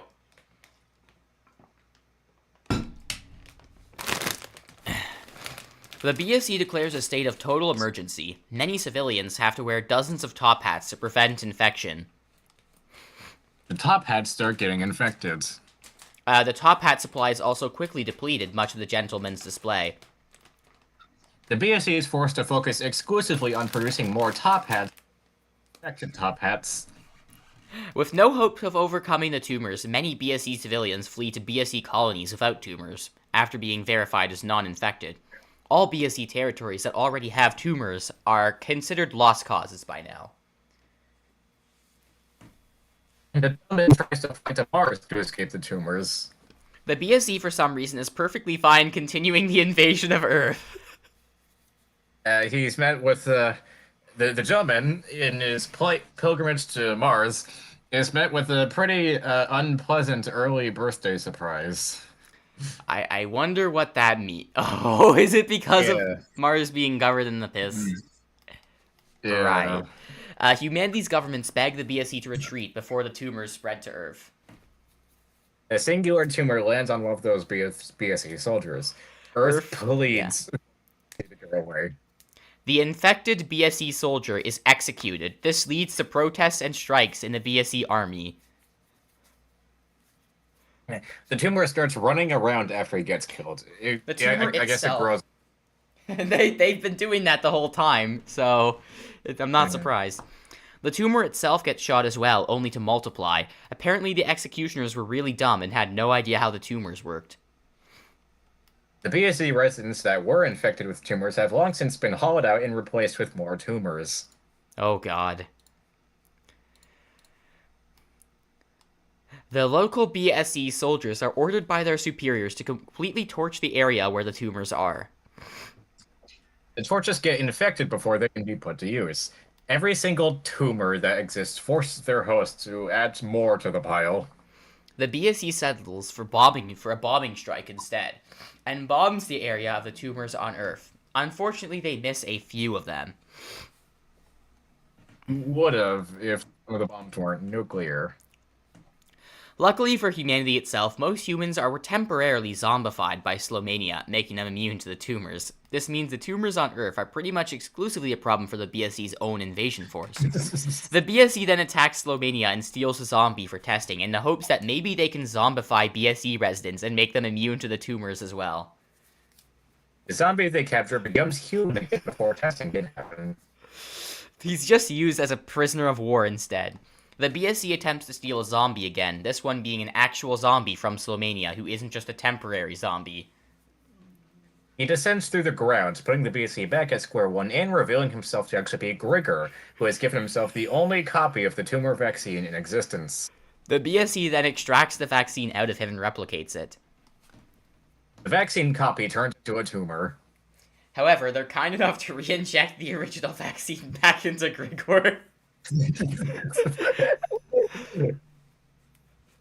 The tumor they injected back into Grigor turns back into the vaccine. The BSE scientists accidentally inject themselves with the tumors. The only scientist who escapes without being infected remarks, "Why the fuck does it switch between being a vaccine and a tumor? It's almost like Grigor is bending reality to his benefit and our detriment." The writers magically appear and tell him, "Yeah, no shit, Sherlock." They immediately vanish. The people responsible for the vaccine promptly plug themselves on life support and then pull the plug manually. This is because they are forced to look at Grigor's insides and see that he has upwards of 4 separate penises. Did you really have to read that out loud? Yes, I did. Anyway, the scientist is brought back to life and absorbed into Grigor, where he's never heard from again since Grigor is a black hole. In fact, the entire research facility is absorbed by Grigor. ground below the foundation included. The BSE then snags a whole group of zombies and brings them to the backup research facility for experimentation. Every single one of the zombies turns back into humans and descends through the floor. Damn, I wish I had my headset mic for this. The only zombie that doesn't do this turns into the imposter from Among Us. I've never heard of that. 3 a.m. What an obscure reference to make in this roleplay. He is promptly ejected. And by eject, we here at Cubeco actually mean thrown at the wall over and over until something happened. Unfortunately, the walls are reinforced. The scientists waste all of their energy doing this. The zombie isn't. Tumour has already eaten the entire lab by the time they finish. Also, they have a bulletproof skull. The last scientist of the facility to be infected asks how the fuck the tumors got here. The tumors infect his sentence. This prevents anyone else from reciting it infected. He then shoots himself before he can be infected, as does everyone else left in the facility, save for the zombie. The tumors revive. The tumors revive the scientists. Hold on a second. Yeah. He then opens the airlock and sucks everyone and everything inside into space.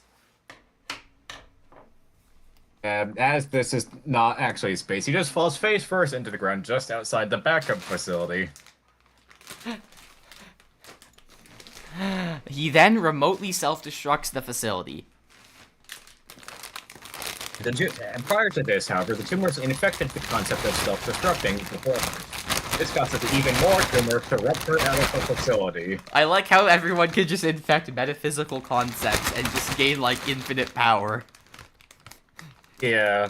The scientist sues the tumors for doing something that makes no sense. Teleporting everyone into a courtroom and subsequently getting everyone there infected. Hey, Gregor, the jury is amazed at how well you thought this through.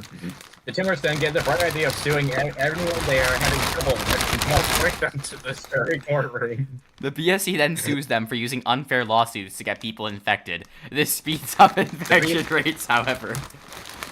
The BSE all gets teleported into the courtroom. The BSE instantly relinquishes the case and flees as fast as it can. It's actually ketchup and not blood. The next blood sample they turns out to be rusty water. They then pick up another blood sample only to realize the blood is from roadkill and not a zombie. The BSE asks their expedition team how the fuck they didn't notice. The zombies turn into troll faces. Finally, the BSE just asks Slowmania for a blood sample. They tell him to eat shit. Oh, the BSE states that they need to work together with Earth to stop the tumors once and for all. So many states that Earth is doing perfectly fine. A tumor outbreak begins immediately after this statement. As most of Earth's population is made up of zombies at this point, the outbreak is quickly repelled. The BSE suggests that Slowmania make everyone human again so the tumors will spread, and the world will have an excuse for a temporary alliance with the BSE. Paragary interjects and states that this is a stupid suggestion. Damn, this is a character assassination. So Paragary really had a redemption arc.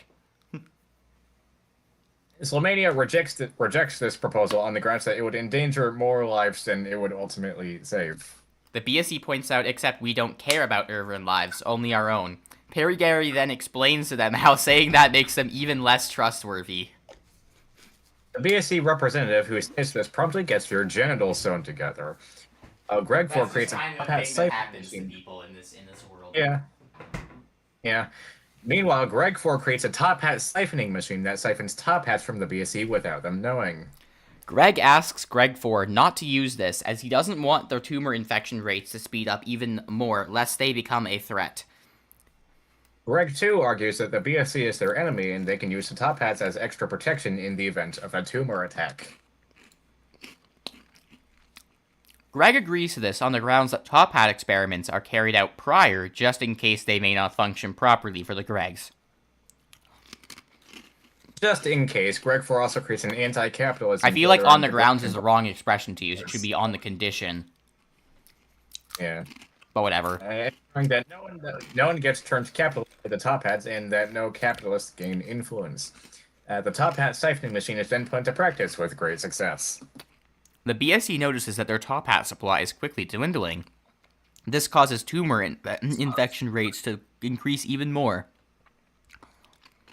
The gentleman orders for 439,757,023,740 octodecillion more top hats to be created. I don't even want to know what number that is.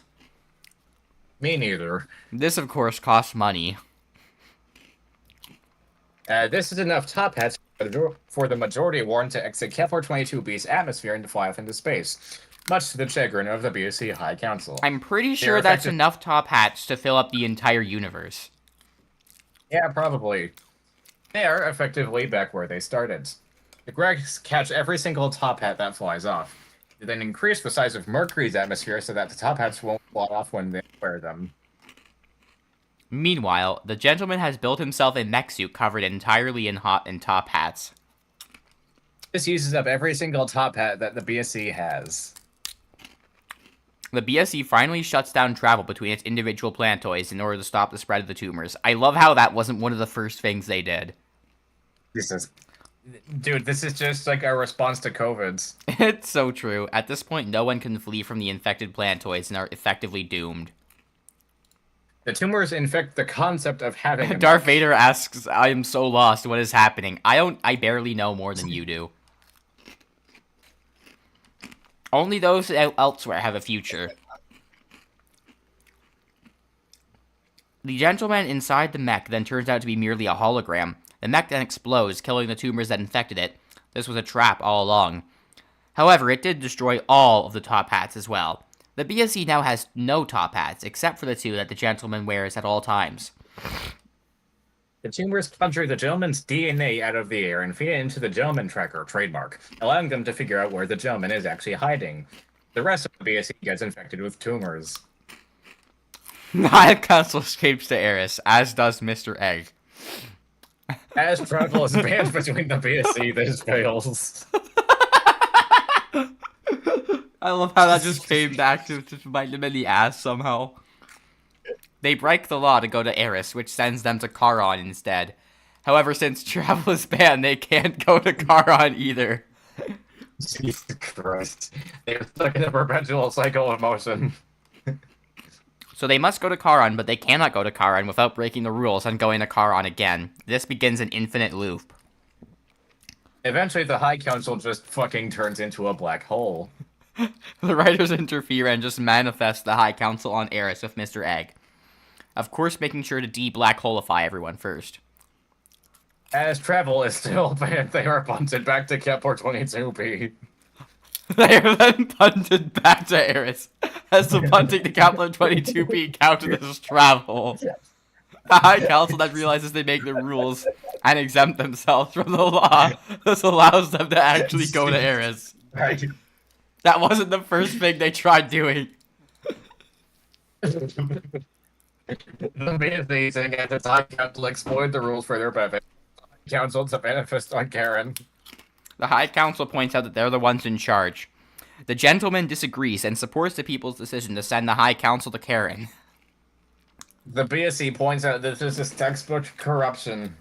The High Council is enraged by the gentleman going against them, but since the gentleman is technically the emperor, they have to go to Charon. Except for all the times when they sent the gentleman to Charon and never faced any flag for it. Meanwhile, the Gregs have since come up with an improved model of the top hat. The baseball cap. A model that they don't share. Every Greg citizen only has to wear one top hat whenever they go outside. Stemsworth, seeing that everyone's wearing top hats, tries to start a capitalist revolution. The Ancom Rebellion begins a counter-revolution. He informs them his plan is to become the leader of the conglomeration and then screw everyone over for his own personal benefits. One Greg citizen exclaims, well, at least he's honest. The public proceeds to eat him alive. However, the ANCAP Rebellion tries to take Stemsworth's place. They also make sure to force feed him live peace for good measure. They begin an invasion of the conglomeration, only to be fought off. The ANCAP Rebellion retreats for now. Anyway, the BSE's spy program reports back to what's left of the fallen empire, and they find out about the new hats. Greg 2 secretly plants a genital sewer together on the ANCAP leader, for lying in wait for him the next time he goes to bed. The gentleman knows that the only way he can save his people is by giving them all experimental hats. But he knows he alone can't steal them from the Gregs. The genital sewer together spreads from person to person, just like the tumors. The ANCAP rebellion watches in horror as every single one of their members' genitals gets sewn together. Meanwhile, the whole BSE has completely gone dark with only a few separated colonies living in isolation without the tumors. Many planetoids suffer from the infections, however. The people have no hope left. They can't even consume any more bath salts to forget about their grim reality, since bath salt supplies have depleted. Can I just say, it is crazy to think that this isn't even how the BSE goes out. I know, right? The way the BSE goes out is so stupid in comparison to this. The black hole vacuum pile has long since become a gas giant due to the sheer amount of matter inside of it. The gentleman is seen by the people of the BSE as an incompetent failure. The gentleman, saddened by this, asks Mr. Egg for his opinion. Mr. Egg then murders him to death. Well, it says they. I think that means the citizens. I don't know, probably. The writer's retcon is deaf. The gentleman asks Mr. Egg again. Not being an incompetent failure, some of the tumors on Kepler 22b migrate to the new gas giant that forms. The gentleman was expecting emotional support in these trying times instead of that comment. Mr. Egg considers it support. Constructive criticism. I saw a funny tweet the other day, and it was someone who said, "I would like to give you feedback, and then you will instantly explode. I call that destructive criticism." He gets mad at Mr. Egg regardless. The Gregs study the movement of the tumors from afar. Gregory is intrigued and does the bulk of the research with some help from Greg 4. Oh. A? Okay. Yeah. Is this it? I believe we're getting there. Okay, if you go to Mars, I think Mars is covered in nuclear piss. That's why there's this whole thing with Mars. Anyway. Right. Apparently, Gregory is still a half piss entity. As such, his mind cannot function properly. Greg 4 takes over the majority of the research. Hence why he needs the assistance. Oh, dear. Gregsworth then suggests maybe they should try uploading Gregory's conscience into a computer. Yeah, dude, I think we're getting to this point. Oh, no. The newly revived Stemsworth thinks he can take advantage of this. I don't know why he's alive again, but alright. Whatever. The writers politely warn him that he cannot. Gregory is uploaded into a computer only for Stemsworth to piss all over the computer in an attempt to permanently kill Gregory. Instead, I don't know what the fuck Stemsworth has against Gregory in particular. He just individually tried to assassinate Gregory for no reason. Yeah. Instead, Gregor forces all of Stemsworth's piss back in. I think you already read that. Stemsworth also didn't account for the possibility that the computer was piss-proof. Gregor gives him a nice demonstration of this. Random piss is not uncommon in the Greg HQ, so it's a typical safety measure that the Gregs use for all devices. Oh my god. Gregor conjures more piss and forces it into Stemsworth. More than what he had originally unloaded. Man, I was a fucking weirdo back then. Holy shit. Anyway. It's just Gregor. Greg and his security guards break things up and have Stemsworth locked away before the situation can escalate. Meanwhile, Gregory's revival works out fine. A robot replica of Gregory's body is built, and his conscience is uploaded into it, while still also existing on the computer in case things were to go wrong. Yeah, we're getting to that point, alright. Oh no. The robot replica breaks down inexplicably. This is because the robot was made of air. Greg 4 is asked to build another robot, preferably not made of air. Greg 4 states that he was not the one responsible for building the robots. Greg states that he wasn't saying otherwise, it was merely asking Greg 4 to build the next one. Oh my god. The next bot is built, but Greg 3 accidentally manages to infect the computer Gregory stored on with a ransomware, Gregory is locked behind an EA paywall. John Meanwhile, Riccitello is back. Oh no.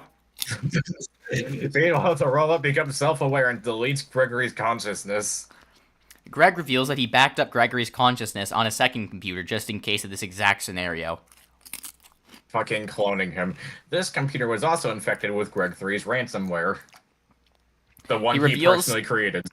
He reveals there was yet another computer, this one with antivirus. Not only the one that only Greg himself was capable of removing, not Greg 3. Meanwhile, Secutai guards fight against the robot in the middle of the HQ, leading to plenty of damage to the scenery. Not security guards, Secutai guards. They're not fighting against the robot, they're fighting against the robots. True. Greg 3 hacks into the computer and gives it a stronger ransomware that bypasses the antivirus. Greg ejects Greg 3 into space before revealing that there was a fourth computer. He then injects Gregory's consciousness into a random gourd instead of another robot, and Gregory is now alive and well. They still have to deal with the first robot, though. The Gourd's family sues the Greg Conglomeration for injecting a random visitor with Gregory and not an actual. They win the lawsuit and gain control over the conglomeration as well as the kids. How? I don't know. Greg is forced to relinquish control. The Gourd family becomes the new leaders. Greg informs Captain and the rest of the Skeld crew of this news. Captain is concerned due to Greg being an important ally of the Skeld crew. Greg 3 telekinetically destroys the fourth computer. It doesn't matter because Gregory is back anyway. He just does it for the sake of doing it. Meanwhile, Stoner is too busy randomly dancing in the background to care. He immediately bursts into flames and burns alive. That just happens. Gregory's conscience is then transferred from the Gourd body into a new Gourd body that isn't sentient to begin with. The Gourd, prior to the 2 picoseconds prior to this, the Gourd had gained sentience. The Gourd family is appeased and gives control back to Greg. This prompts the family of the other Gourd to sue the Gregs. It didn't have a family, so the lawsuit ended up immediately in the Greg's favor. It comes with a family within the few picoseconds of sentience it had. The family loses anyway due to a lack of experience. Oh god. Oh god. Uh-oh. The Gourd regains itself and violently ejects Gregory into Greg. Somehow Gregory's consciousness is still within the Gourds. There are now 2 Gregorys. This causes Gregory to start injecting every person with himself since he thought it would be funny. Oh no. Gregsworth sounds the alarm. On top of all this, the self-aware robot is still wreaking havoc in the HQ. I'd like to reiterate, if content warning, gore. Oh yeah, a lot of gore. I'd just like to reiterate that. The alarm is injected with Gregory before it goes off. The robot decides to sign a formal alliance with Gregory, in which the robot will distract everyone else so Gregory can continue to inject himself. Whatever that means. Gregsworth manages to extract Gregory from Greg before the conglomeration's power structure completely collapses. The power structure is injected with Gregory. Greg asks Greg 2 and Greg 4 for ideas. Greg 2 suggests not getting injected with Gregory. Greg agrees. He then gets attacked by the robot. Gregsworth comes to his aid. Gregsworth gets injected with Gregory. They manage to fend off the robot for now, but it comes at the cost of Gregsworth being injected. Greg flees and decides they can only do one thing. Bring back Greg 3. He activates the tractor beam and pulls Greg 3 back into the BSE so he can stop Gregory once and for all. Greg 3 immediately injects Greg with Gregory. Well, that plan didn't. He did not think that through, did he? Meanwhile, the concept of time itself gets injected with Gregory. This causes Gregory to start spreading through every single civilization. I think Gregory might have one of the most insane feats in all of AUL. Yeah, probably. The year is 1944. D-Day was a success for the Allied forces. Things are already going bad enough for Germany. Hitler Jesus begins to receive reports that random soldiers are turning into Gregory. He has no clue what's going on and blames minorities for whatever it is. The reports get injected with Gregory, turning them into just pictures of Gregory. Because he's Hitler. Hitler asks his advisors how all of this is being caused by a gourd. No one knows. He goes to his bunker immediately. The bunker gets infected. Hitler then commits suicide before he himself can be infected. World War II ends. His corpse becomes Gregory. The US is about to bomb Japan, but the atomic bombs turn into Gregory last minute. Japan is merely showered. I completely forgot that this was a segue. After World War II has ended, the US is still doing this. Yeah. The US is about to bomb Japan, but the atomic bombs turn into Gregory last minute. Japan is merely showered with gourd remains and simply laughs their heads off instead of surrendering. Japan starts turning into Gregory. Oh, gods. They stop laughing. The world realizes everything is turning into Gregory.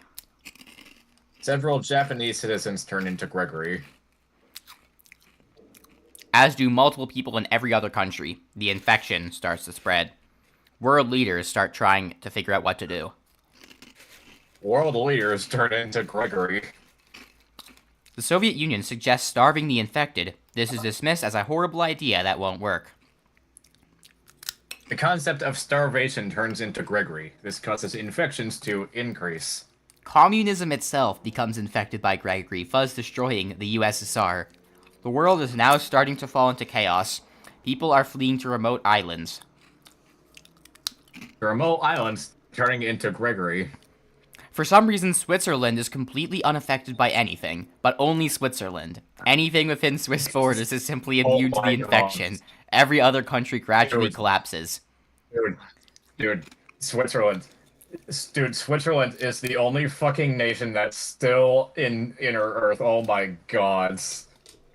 Is that actually true?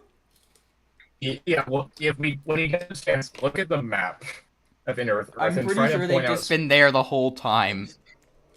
Yeah. Anyway, every other country gradually collapses. New Gregory's hive mind in Switzerland is all that's left.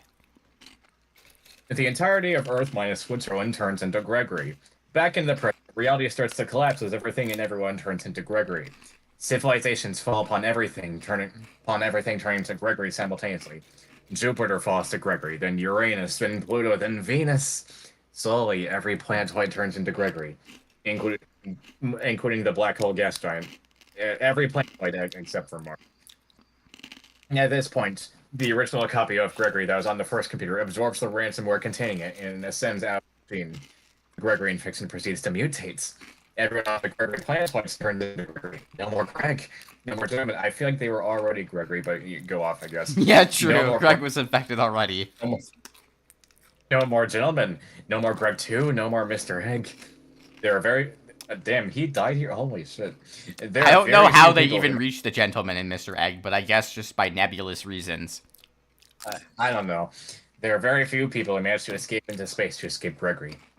But other than that, it's really only the skilled crew left.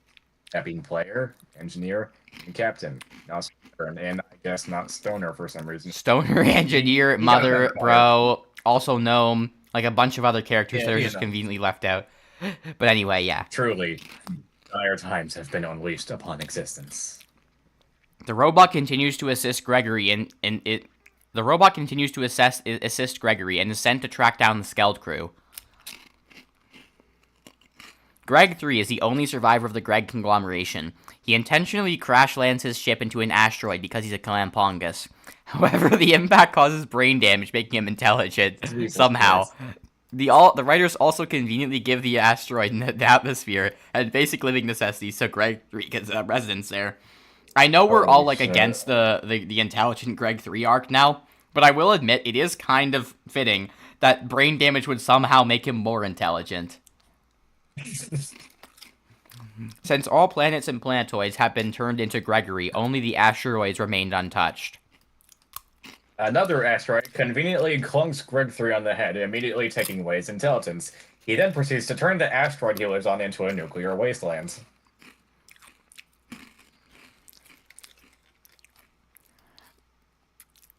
Okay, a bunch of just meta stuff happens that I don't care about. Anyway. Meanwhile, the Skeld crew now floats around in space aimlessly in their ship. They feel lonely out there. No one is contactable, for they have been infected with Gregory. Okay, where are you at? I am at no one is contactable, for they have been infected with Gregory.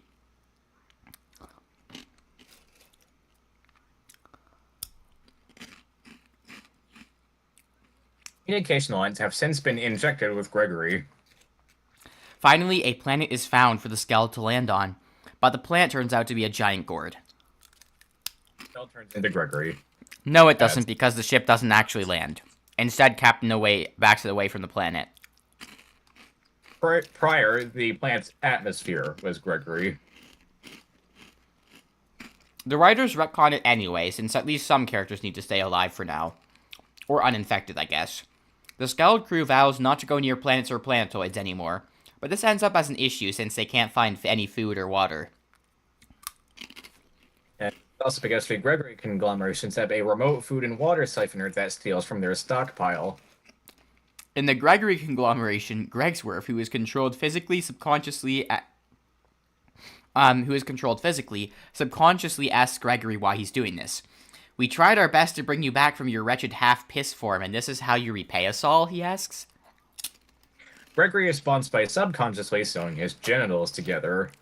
Gregsworth ignores this. We were always metaphorical testicular torsion. Gregsworth ignores this. We were always standing by your side as your fellow Gregs.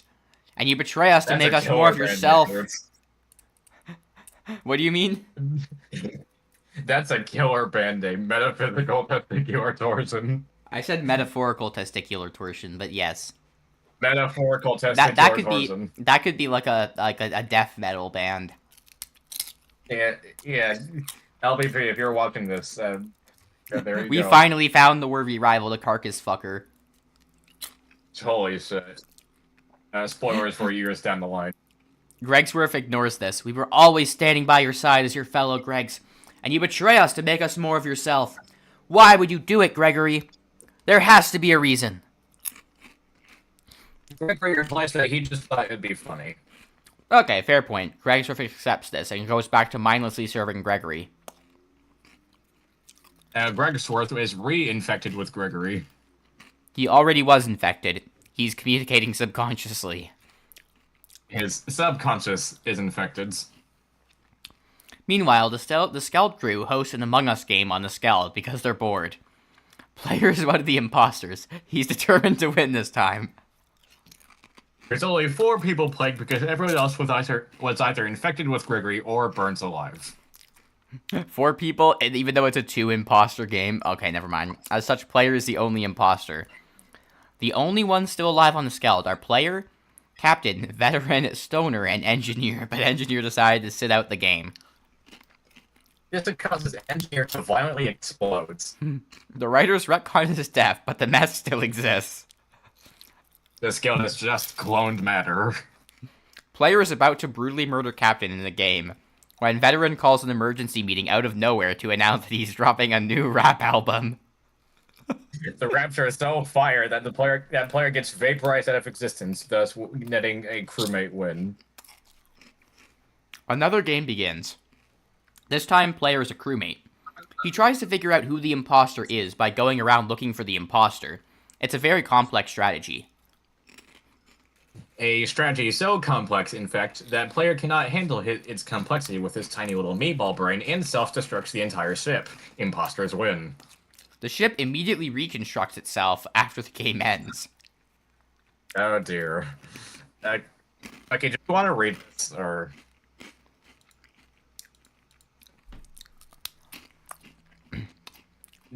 It would be really funny if we just pretended it was a giant, like, just blank, if it was like a redacted object and had the chat had to try and guess.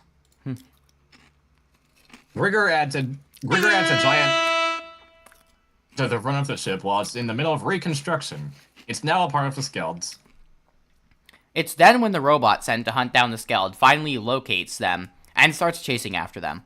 The Skeld crew, I mean. The robot attempts to slice the skeleton in half, but the skeleton swerves just in time and only has its sliced off. As it can only move wheels, the skeleton crew is easily able to get away. The robot reports back to Gregory saying that the skeleton has escaped for now. Gregory turns the robot into a Gregory robot. Even though it wasn't. It literally was a Gregory robot. It was a robot replica of Gregory. And Gregory robot squares. Truly. The Gregory robot then suggests Gregory built a whole army of robots to track down the skeleton. Since Gregory has infected and controlled the concept of construction, this should be easily possible. Unfortunately, Gregory has also accidentally infected the concept of deconstruction. The Gregory robot, which decides to now call itself Gregbot, suggests uninfecting that concept. Gregory's already set up an anti-crew mold colony in the concept of deconstruction, and he doesn't want it to get hurt. Meanwhile, a stray tumor that escaped the initial Gregory infection infects a Gregory without them knowing. Oh god, so that's still a problem. Gregbot continues trying to track down the skeleton, this time determined to succeed. It still only has wheels. The tumors start rapidly infecting Gregories. One Gregory asks the main Gregory what to do. The main Gregory says that they should do nothing and let this play out. The other Gregory defies orders and begins working on a tumor vaccine. He does this by brutally murdering a tumor with a blunt object and experimenting on its remains. As they are a hive mind for, I guess this is a thing that was established. The Gregories are forced to not do anything. For some reason, only this one Gregory working on the vaccine has free will because the story demands it. The Gregory finally finishes the vaccine and tests it on another Gregory before exposing them directly to a tumor. The test run is successful. The Gregory then mass deploys the vaccine. True. The Gregory then mass deploys the vaccine, much to main Gregory's dismay. Unfortunately, the vaccines all become actual tumors and infect the Gregories at an even faster rate. The Gregory finds out that the tumors switch his vaccine supply with more of themselves. He is furious. He deploys the actual vaccines, but by then it's too late. The actual vaccines become tumors since they were made from tumors. The Gregory begs main Gregory for help. Gregory has him executed on the spot for giving everyone the tumor virus. The Gregories are on the verge of rebelling against Gregory, but the writers stop them because something is planned here. And also they're a hive mind, so they can't rebel. The tumors infect multiple Gregories and turn them into part gore, part tumor abominations of their former selves. This brings back the BSC and the Gregs, but the tumors made them make the mistake of making them allies. The newly infected Gords break off from the Gregory Conglomeration and become their own faction. It's now between the scaled Gregories and the tumors. Greg asks what the fuck happened. Greg 3 then crash lands back into the Greg HQ. An existential crisis is forced upon Greg. Just through no fault of his own. The tumors just decided it would be really funny if he had one. True. This makes him wonder whether or not he's actually a planetoid. The second he starts to think this, he turns into a planetoid. Greg's riff assures him that he isn't a planetoid. He then realizes that Greg is in fact a planetoid. He corrects himself and states that Greg wasn't a planetoid to begin with. Greg's thinking about Greg turning into a planetoid turns him into a planetoid as well. Greg promptly stops being a planetoid. The Gregories then decide to stop to try injecting Gregory into a tumor. They believe it's possible to turn the tumors into Gregory. The tumor they test on reveals itself to be Grigor. Grigor only becomes half Gregory, and testers get their organs sucked out through their genitals. Oh dear. They are specifically given genitals by Grigor for this to work, since they're just gourds and don't initially have them. What the fuck? Grigor distributed a virus that gives all the gourds genitals prior to this event. Meanwhile, the Gregories round up several tumors and experiment on those instead. The tumors aren't as secretly Grigor this time, but something else goes wrong. They escape their testing chambers and attack the testers. The testing chamber is lost to the tumors. Security is called in. Security Not security, security. The tumors are ejected. They are not the imposter. Gregor goes on a mass organ-sucking spree. It's just that one fucking episode of Invader Zim. Oh, dear. He's eventually stopped by Gregor, who says they need to save that ability to be able to use it on Grigas 5 million times in a row next time he revives. Gregor ceases, for now. The Gregorys manage to infect the concept of top hats and give themselves all infinite top hats. This prevents the tumors from spreading. Likewise, the tumors infect the concept of infection somehow. This prevents the Gregory Conglomeration from spreading in tumor-controlled areas. And nothing else of note. Meanwhile, the Skeld has yet another Among Us game. I don't know why it says them, but okay. This time, Stoner is the imposter. Player and Veteran stick together while Captain is on his own. This time, Engineer joins in as well. Player and Veteran stick together so often that they actually get welded together, causing the game to crash for everyone. Stoner murders Engineer in the meantime. Captain sees it and calls emergency. There are only 2 people left. Captain asks where Player and Veteran went. Engineer's dead corpse explains how they were being welded together. Crashed them out of the game. The game then realizes the error and grants Stoner the victory. Veteran and Player are forcefully separated. Another game starts and Player is imposter again. He murders Stoner early on and then self-reports. He doesn't accuse anyone in order to not be sus. The Skeld becomes sentient and flies into the sun. Because Player was the closest to the sun when it flew in, he is killed first, thus crewmates win. Somehow the game ending resets the Skeld's location and it exits the sun. It also resets the crew back to their living states. And the Gregory Conglomeration infects the sun with Gregory, causing it to shine so bright that everyone within the solar system melts into puddles of goo, Gregory Conglomeration included. This is retcons. The Skeld crew befriends their now sentient ship. Oh yeah, it became sentient earlier. The ship loses sentience. The crew murmurs over this. In the meantime, a tumor randomly lands on Mars. This turns the tumor into a piss tumor. The piss tumor hides deep within Mars. Meanwhile, now that the BSC is back, their money count has been reset. The BSC starts searching for ways to make money instead of lose it. Money is spent to make sure it doesn't deplete. The tumors forcefully disband the BSC since they now control it to avoid further economic issues. The BSC then reforms and rebels. The tumors tell them to stop rebelling, which they do. They then disband themselves again. However, a small portion of the former BSC flees to another planet and establishes the BSC-2.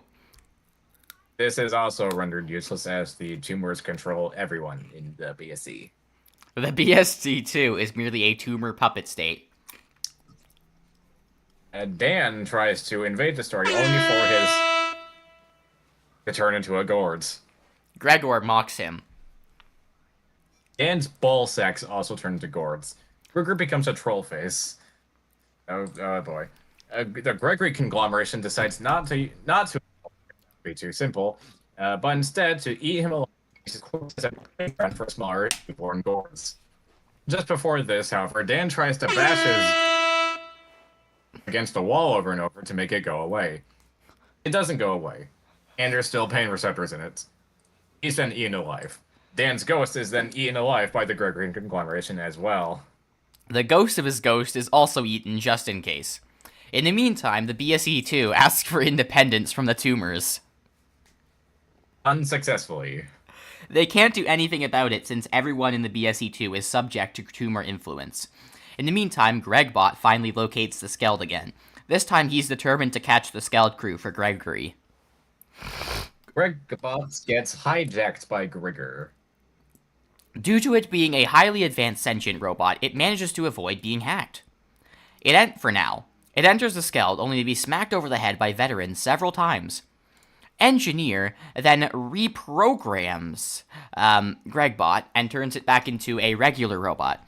The robot is now helping the Skeld crew. It aptly names itself Robot, which is a very interesting and unique name. Fun fact, I think I got this from Invincible because there is literally a character in Invincible who is a robot, and his superhero nickname is just fucking Robot.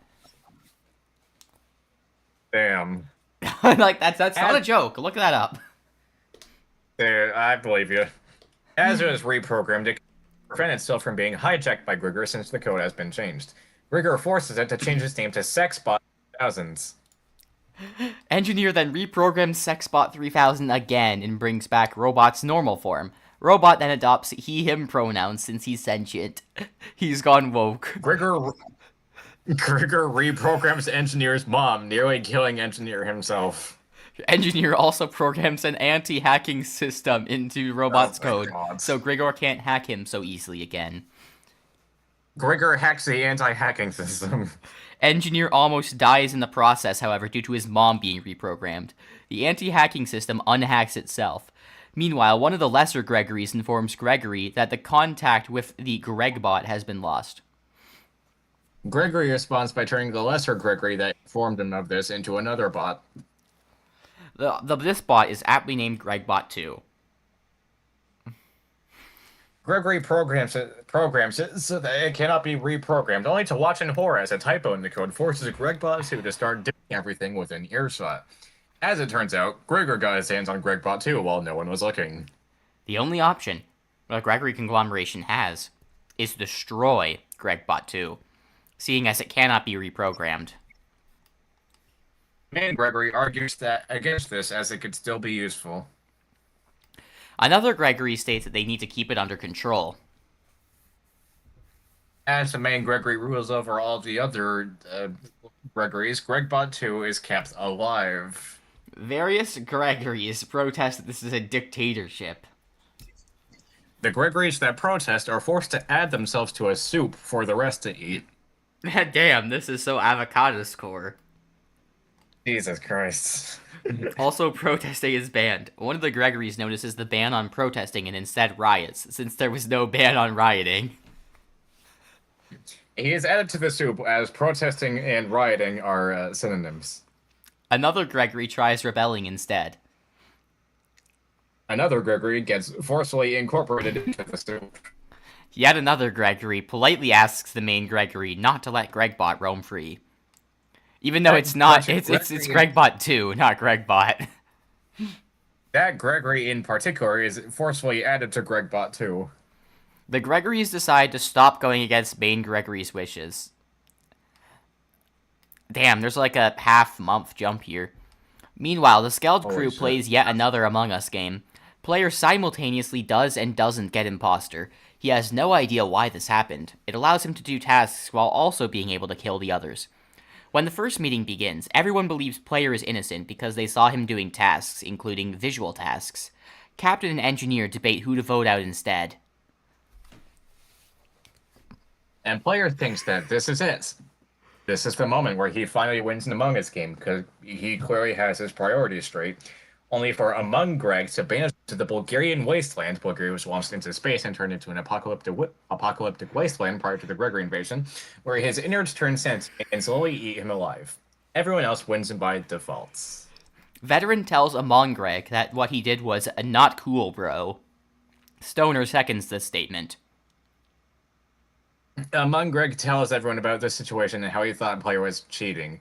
Among Greg then gets banned for fly hacking. By himself. He instantly turns into a tombstone. Player returns to the game, being completely reset. However, he is still traumatized. Engineer states that maybe that's enough Among Us for now. The Skeld crew resorts to playing card games instead. Player accidentally gets handed a green 5 card from Uno. He tries to tell the others about the mistake, only for them to tell him off for interrupting the game. The game progresses. Player gets rid of every other card in his hand except for that green 5. Ultimately, everyone except player gets rid of all of their cards at the same time. Thus, everyone wins except player. Captain stops to question if this is how you are actually supposed to play the game. He gets ratioed by the physical manifestation of Twitter and is brainwashed into confirming that this is, in fact, how you play the game. Should I... And you can if you want. A Twitter manifestation then tries to ban itself for manipulation. This simultaneously succeeds and fails. This also causes a singularity that gets the concept of banning bans. Time also breaks due to this. This effectively destroys all card game rules. I like how that's the main side effect of time being broken. The most noteworthy thing that causes. Yeah. Hundreds of whatever the fuck these people are, the Yiskarov, flood the solar system due to this. The writers step in to patch the fabric of time before anything gets out of hand. The Yiskarov, however, remain. They also appear to be immune to both the Gregorys and the Tumours. They are all collectively drooled over by Twitter. Twitter's drool causes them to fuse with the drool. Of course, due to it being metaphorical drool, this doesn't affect the Yiskarov. I think they might actually just still be chilling. I don't know if they've ever been addressed again. Oh, God. Meanwhile, oh no! Oh! Meanwhile, the temporary destruction of time itself also caused a dimensional rift, letting a reality warper enter the dimension. The being who calls himself Crypto warps several planets and bends them to his standards before colonizing them on his own. In retrospect, it's so funny how I named this guy Crypto without any connotation to cryptocurrency, because NFTs were not quite blowing up yet. Yeah. Have you noticed how NFTs have kind of just disappeared? Like, I don't hear anything about them these days. It's almost like they were a trend that was doomed to fail and not at all revolutionizing the economy. I know, right? If only someone had foretold this. Anyway. Meanwhile, the temporary okay, I already read that part. Anyway, Crypto is immune to the Gregorys and Tumours. He makes sure to get rid of all the Tumours from his occupied territory. Those he doesn't destroy or force away are mutated into horrifying dimensional beings under his command. A lesser Gregory asks the main Gregory if he believes Crypto will ever be a threat to the Gregory Conglomeration. By the way, Crypto is basically just dollar store bill cipher. Yeah. Gregory goes up and declares Crypto a mom, allowing him to be done by his entire armed forces without any repercussions.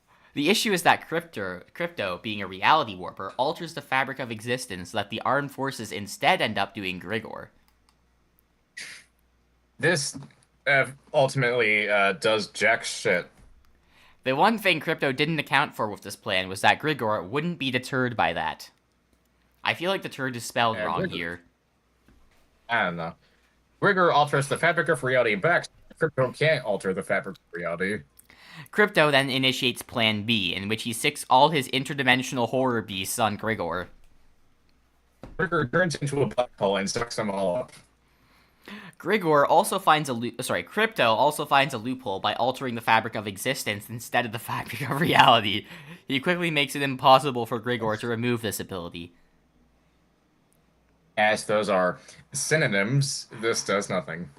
Crypto alters the English language so that they aren't synonyms anymore, and tries again. Crypto gets condemned by the inventors of the English language and is sent to Karen. He then converts Karen to his personal playground, much to the horror of the gentleman who is currently in isolation there. I thought the gentleman died. Okay. I don't know, man. Okay, funny story about this scene. Whenever I imagine it, whenever I hear the words converts Karen to his personal playground in Crypto, I just think Crypto just built a couple of swing sets and you start juggling and playing on a seesaw and shit. That's so funny. I thought you were going to point out the whole Crypto Zoo Island thing and make a joke about that, but that's so much better. Oh god. I can totally imagine him doing that. Prior to this happening... Okay, never mind. Hold on, read that. I don't know how the gentleman is still alive. I thought he got consumed by the Gregorys. Me neither. Prior to this happening, Karen actually had a chip installed that permanently turned it into a prison planetoid. The gentleman tries to stop Crypto from carrying out his shenanigans. But only to be vaporized out of existence. The writers reassemble his molecules for plot purposes. Grigor lifts Crypto by the genitals and violently throttles him back and forth, condemning him for godmodding. It doesn't work because Crypto doesn't have genitals. Grigor forces genitals upon him. Crypto instead punts Grigor into an asteroid. Crypto simply morphs into a metaphysical form.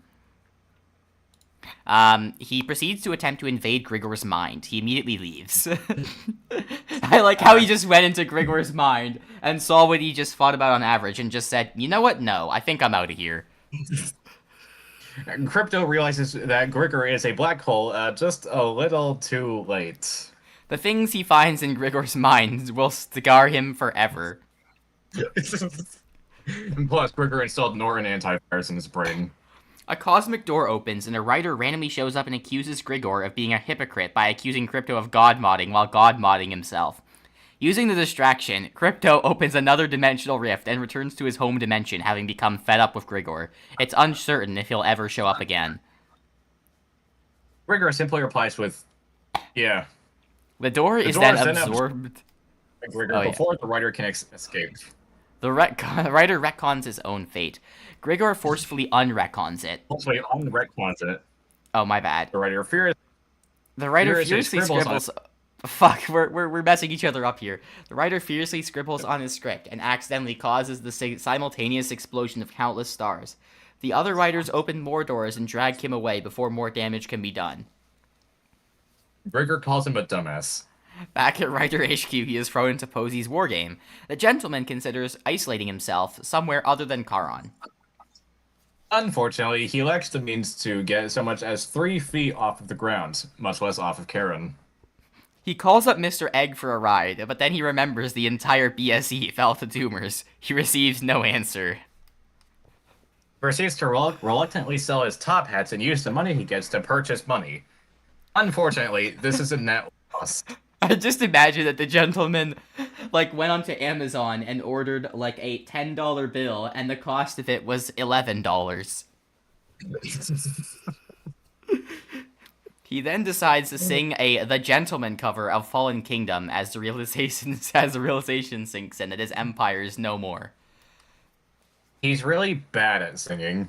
So bad, in fact, that the Charon Warren increases his sentence tenfold upon hearing it. Additionally, Karen shrinks in size. Even though he doesn't have a sentence. Prison sentence. What the fuck am I talking about? The warden sentences him and then increases it. The gentleman is now in an even worse position than before. Additionally, the warden forcefully puts him on life support and then pulls the plug. A writer appears just to put the plug back in the outlet and leaves. The gentleman at this point is tired of them constantly stopping him from dying. The others remind that writer that this is not how life support systems work in the slightest. At all. The writer uses the excuse that it was a metaphor somehow. What the fuck are you talking about? The concept of metaphors is done by Gregor. Gregor also sends Gregor back in time to do this so that the writer can no longer use that defense. The writers drag Grigor into Posy's wargame. As Gregor was actually siding with the other writers in this scenario, he takes this as an open invitation to ascend out of Hearts of Iron 4 and do the writers into oblivion. By the time someone can actually forcefully place him back into the story, about 3/4 of the crew have been done out of existence without any hope of revival or retcon or deaths. The remaining writers manage to replace the crew with parallel universe versions of themselves. However, the trauma still remains. Meanwhile, on the Skeld, the crewmates and Robot play another game of Uno. Robot calculates a plan and manages to win that way. But he figures this is cheating and as such decides not to do it next time. Player, developing a devious plan, tries to reprogram Robot to help him instead. Player's plan gains sentience, his brain, and steals all of his knowledge on how to play Uno. Also, Engineer puts a hacking failsafe in Robot, so the attempt to reprogram him doesn't work. Engineer also discovers what Player was trying to do and calls him out on it. Veteran comments, "That would not have been cool, bro." Player then gets ejected. He is not the imposter. The writers regenerate him back in the ship, but he still loses the game. Kara, oh no, that's your line. At this point, I think I was really pissed off for whatever reason. I don't know. Karen gained sentience and Crypto was really annoyed. It was really annoying, to be fair. Yeah. You know. Crypto questions how this is possible since he's not even in the AUL dimension at the moment. Karen dragged him back in. Karen then proceeds to convert Crypto into crypto art, not only removing his ability to move around, but causing him to get blown up by the Interdimensional Environmental Protection Demolition Force. Now without a physical form, Crypto is reduced to his mental form. Becoming very pissed off, he attempts to invade Charon's mind. Even though, why would you invade a planetoid's mind? What the fuck? How does it make any sense? He watches in horror as Karen reveals itself to be Grigor, and now the exit to Grigor's mind is blocked. Grigor, what are you doing? We had a deal, Crypto comments. I can't hear you, big stupid. Alright, wrong dimension. My bad. He proceeds to vanish. Unfortunately, the exit is still blocked. Crypto tries to escape to no avail. Gregory then starts as soldering a second pair of genitals to Crypto. I'm trillions of years old. I'm not gonna lose to the likes of you, Crypto exclaims before suddenly being no-clipped out of the story by the writers. He is forcefully no-clipped back in. Crypto realizes he has to escape this dimension. It's even more madness than he can handle. However, he's still trapped in Grigor's mind after being no-clipped twice. Grigor condemns him for being unoriginal. Without a physical form, Crypto can't leave Grigor's mind. Grigor somehow starts doing Crypto's mind. I guess. How? I don't know. Exposure to Grigor's mind in the long term begins to drive Crypto to insanity. His last resort is to attempt to destroy Grigor's mind with himself in it. He comments, "If I'm going to burn, you'll burn with me." Unfortunately for Crypto, Grigor's mind is laced with anti-destruction spray. Even more unfortunately for Crypto, Grigor decides that now this is canon. I have brought civilizations to their knees. I have conquered galaxies, he shouts. I will not lose to... The writers realize he's being too serious. They force him to use different dialogue. The imposter is a burger, Crypto then says after having his dialogue changed. The writers realize Michael interfered with the script. Anyway. Michael laughed. Michael condemns him for being unoriginal. He didn't actually interfere with anything. Yeah, Grigor also activates his laser penis, by the way. Yeah. Being launching an invasion of Charon, or in actuality, Grigor. It's revealed that the real Charon was swapped for Grigor earlier on. Charon is now floating in deep space. As the Tumours are allied with Grigor, they go straight after Crypto. Charon's wardens and the gentleman are now playing chess as Charon drifts through space. The gentleman sees no purpose to life anymore because he no longer has his top hats. His only purpose is to continue playing chess for eternity. Or at least it would be eternity if the writers didn't forcefully hurl Charon back into the solar system. His chess pieces get forcefully sold. The warden resorts to using checkers instead of chess pieces. Meanwhile, Crypto is mainly avoiding the Tumours because he has no physical form. The Tumours start evolving. You dull beings, he comments. The Tumours evolve into mental beings. Wait, what? He adds. They invade Crypto. Crypto has to fight off the mental barrage. He's still going insane from being in Grigor's mind too long. He tries to manifest a knife and stab Grigor's brain. Grigor's brain dodges out of the way and condemns him for attempted murder. What did I even do to you? Crypto asks.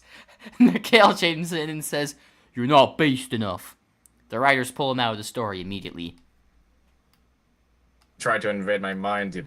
And your response is to subject me to another insanity for infinity? I don't think that's equal. There it is. You tried to erase my consciousness. No, I didn't. And what is that knife for then, huh? I never want to do anything bad to you until you trap me, dumbass. Then why'd you invade my mind in the first place? Research purposes. Crypto begs to be released, promising Grigor anything he wants in existence. You're so omniscient, then why don't you just beam information about pumpkin sex directly into your heads? No, this can't be. You discovered my logical fallacy. The writers condemn Crypto for being a dumbass. Crypto joins in by condemning himself. He resumes pleading for mercy. The writers condemn Crypto for interrupting their condemning of Crypto. I'm pretty sure the word is condemnation, but whatever.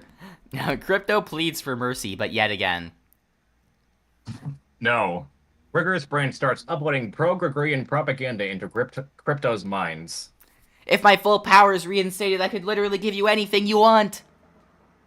Yeah, you could. It doesn't mean you would. I know you can outwit me. I wouldn't be too scared to defy you. Gregory's brain gets a recording of only those 2 sentences and uploads it to YouTube. God damn it, Grigor. In all my trillions of years, out of all the foes I've ever faced, whether or not you're going to be the last, you're definitely the most annoying. You know, you make it sound like you've had to overcome the odds and struggle through all the hardships in life, when really all that ever happened to you was that, like, someone associated your name with crypto art, you know? Well, you got me there, Crypto admits. At this point, the writers have had enough of Crypto and retconned him out of existence. He is now gone from the story. Anyone who dares utter his name from here on out is disemboweled. Cryptocurrency sales plummet due to this problem. I actually tried to make Crypto sound like Bill, and also really annoying. I put more effort into that voice than most of my others.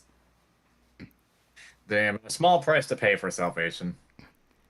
Someone says Crypto and gets disemboweled. People start to complain that this is literally 1984. The writers turn into troll faces.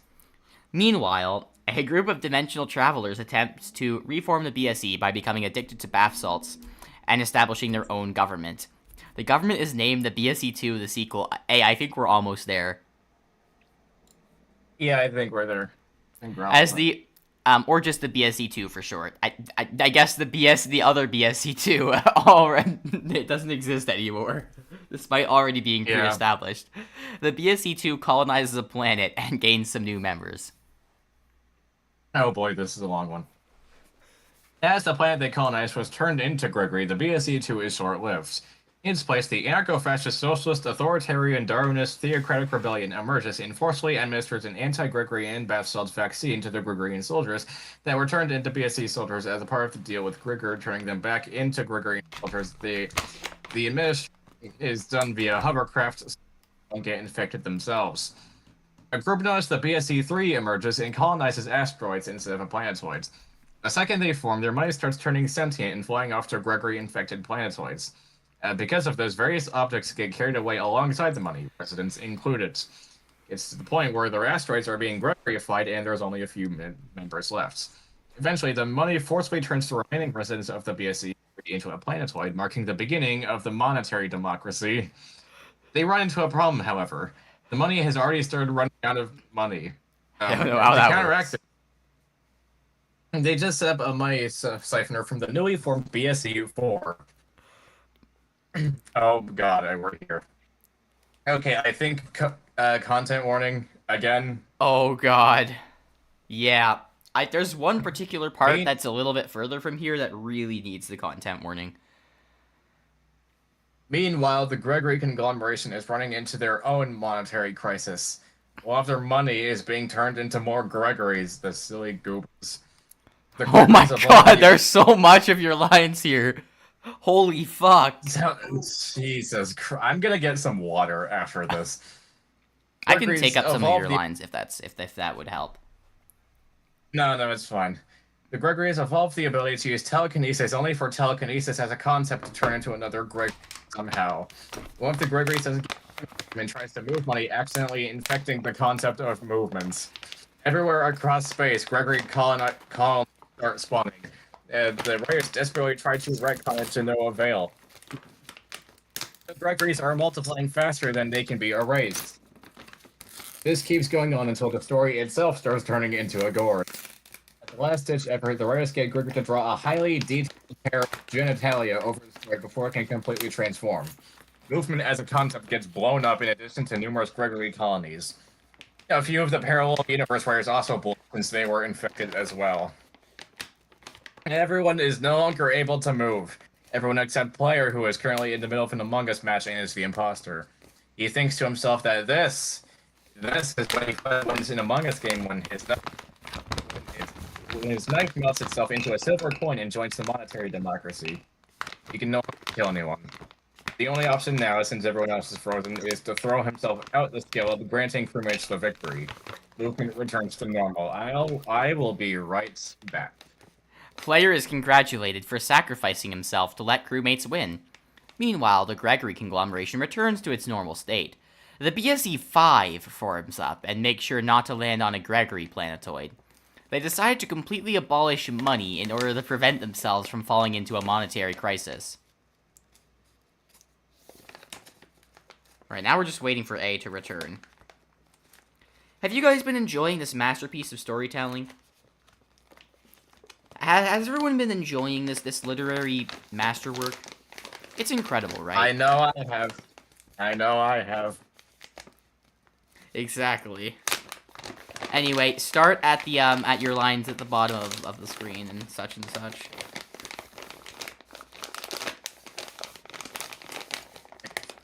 I'm just getting more snacks. The residents start turning it into money and joining the monetary democracy. The BSE-4 sues the BSE-5 for using their name. The lawsuit goes to court. For whatever reason, Stoner is a defense lawyer. The BSE-5 already suspects that they will lose. Stoner, instead of defending the BSE, starts dancing. He dances hard and so quickly that he grows up. I love how offbeat that sensor noise was. While he's fending against another one grows since he has still not stopped dancing. The court forcefully removes Stoner from the room and has the BSE-5 defend itself instead. The judge, one of the writers, asks for the BSE-4 to present their argument in accusation of the BSE-5. Turns out Gregory implanted a new version of his tumor into Stoner. Stoner gets strangled to death by the... He is ejected out of the courtroom. He was not the imposter. His corpse keeps dancing, however, and eventually start trying to break into the courtroom. The writers set up a force field so the trial could continue. The judge once again asks for the BSE-4's argument.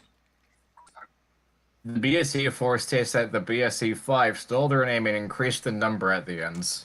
The BSE-5 objects with, no we didn't.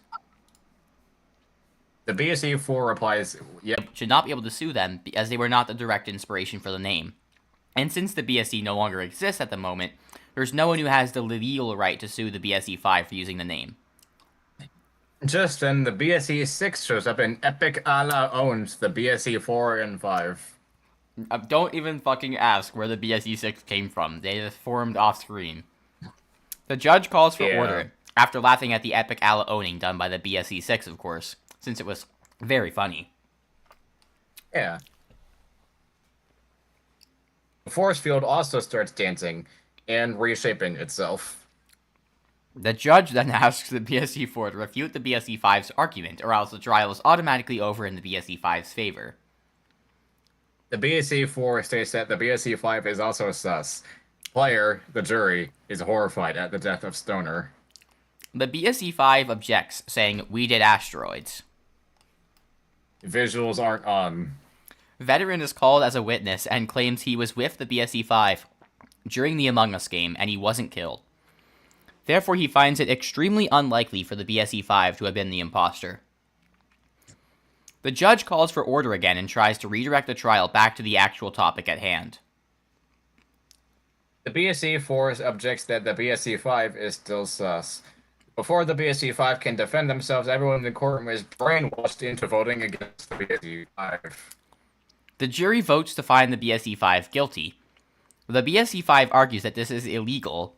The judge, who due to being a writer is immune to the brainwashing, tries to stop the jury. However, since the jury is the final say in this trial, it doesn't work. The BSE-4 wins the trial and the BSE-5 has to pay compensation. There's just one issue. The BSE-5 abolished money. The BSE-5 is then publicly hanged. The entire BSE-5. Every single one of the residents. Yeah. Therefore, they have nothing to pay with and automatically get out of their punishment, well, except for them being hanged. The writer serving as the judge is forcefully turned into a character within the story. He can no longer leave.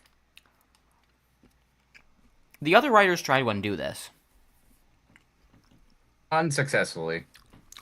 They simply snatch the same writer from an alternate universe and use them as a replacement.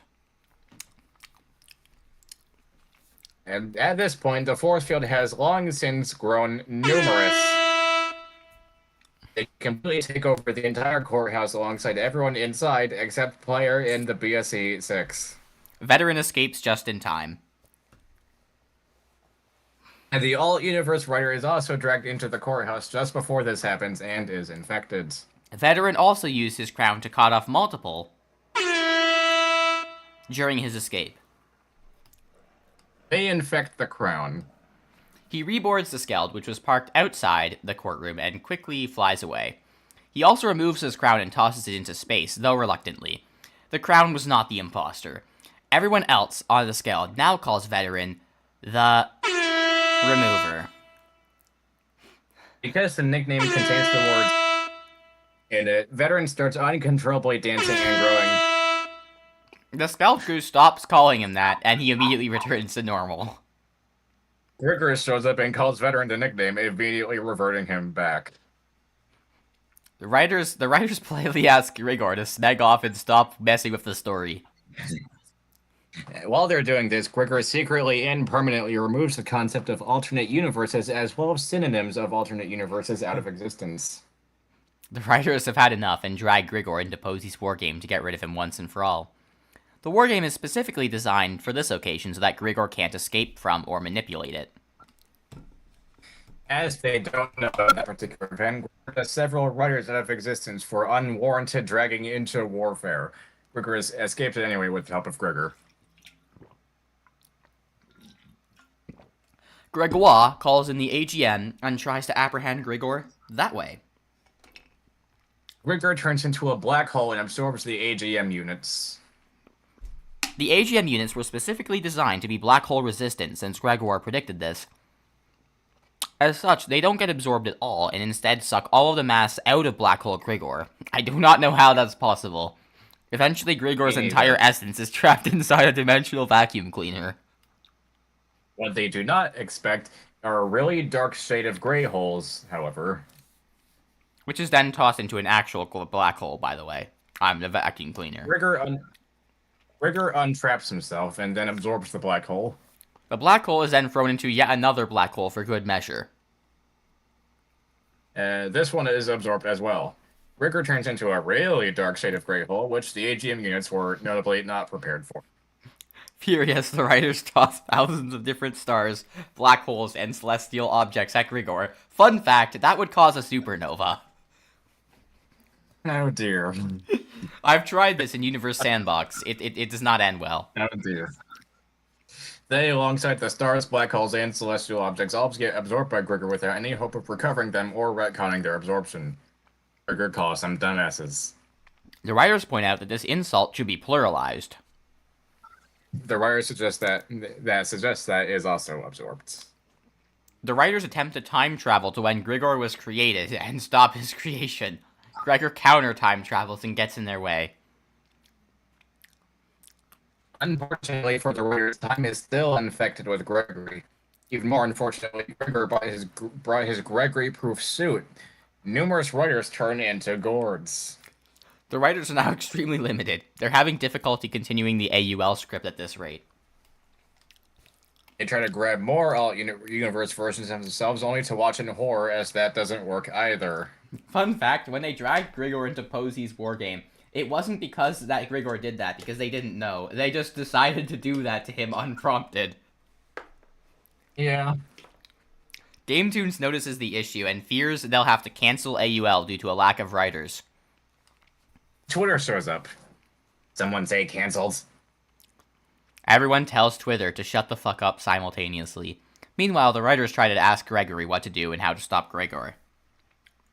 Twitter fatally ratios Gregory before he can say anything. Oh, so that's why he doesn't say it. Well, that explains why he doesn't comment on anything anymore in the roleplays. The writers now have to... yeah, true. The writers now have to turn to Gregoire, who has already suffered a similar fate. Gregoire says he's already tried everything he knew of in order to stop Grigor. Gregor decides he's had enough for now and stops manhandling the story. There's still gourds on the loose in real life, though. The writers are down to a fraction of their original size, and the AGM are almost completely wiped out.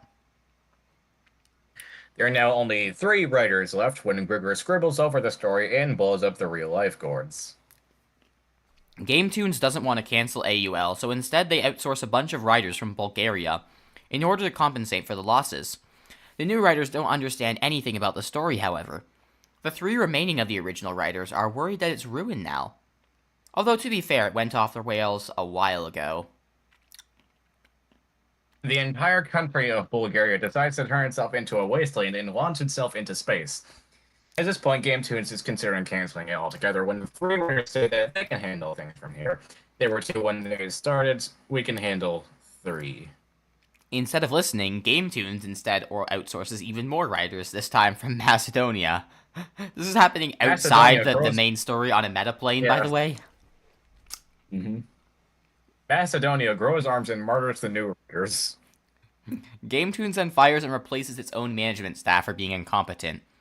The new staff lets the 3 remaining writers continue the story. The writers consider growing clones of themselves if they ever need assistance. Gregor overhears this without anyone else knowing. The Scout crew still has to deal with Veteran. Robot appears and forcefully ejects him into space. Meanwhile, the Bulgarian wasteland from real life fuses with Mars from the story. I think the Bulgarian wasteland actually exists in the story. I don't know. Becomes the only part of Mars that isn't piss covered. Oh my god, this part. Oh no. And Dan decides that now he can finally land on Mars and invade the story when he remembers that Bulgaria is still a wasteland just as he flies into Mars' atmosphere. The black hole at the bottom fuses with the piss, turning it into a piss black hole. Dan doesn't get the memo in time and accidentally flies straight in. He is transformed into more piss. No! Why? 1 second. Okay. Hello? Can you still hear me? Yes, I can. Okay, Mike. Seems my computer has frozen up. It does this sometimes. Oh. I see. No, this is... That might be a slight inconvenience. I can use my phone. We're using the ultimate strats. We can't be stopped. Okay, I got it pulled up on my phone. No. Why?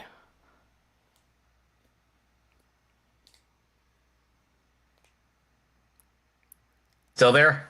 Yes, yes. Okay, good. Okay, it's working now. It's working now. No. Why? Gregor does Dan. And Gregor is so thorough in the doing of Dan that Dan is no longer real. False. Dan is forced out of the story. The writers put him in Poesy's wargame. The general that Dan is going up against in Hearts of Iron 4 is Gregor. Dan then commits suicide since he's a non-real being and thus must die by his own ideals. Gregor has no less than 38 octodecillion soldiers at his command. Gregor proceeds to revive Dan, who watches in horror as he is also turned invincible. I like how that's the one context where being turned invincible would be a bad thing. Yeah. Why must you do this? It's funny. Dan then gets infinitely disemboweled, like that one Greek legend of the eagle eating out someone's intestines. Oh yeah, that's Prometheus, right? Yeah, Prometheus. Right, okay.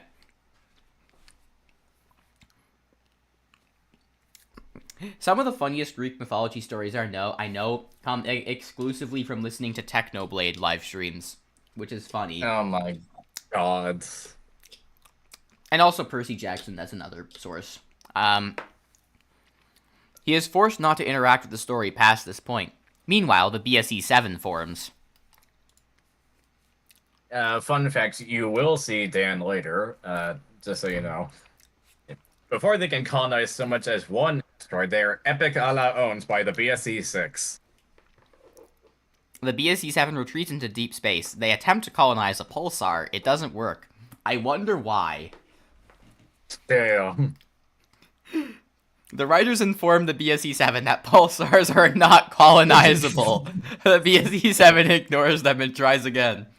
Me when I tried to colonize a spinning star going at fucking like 2,000 turns a second. They get the entirety of their lower halves seared off. This causes them all to bleed out and die. The BSE-7 no longer exists. The BSE-8 takes their place. I like how the BSE-6 is still around, too.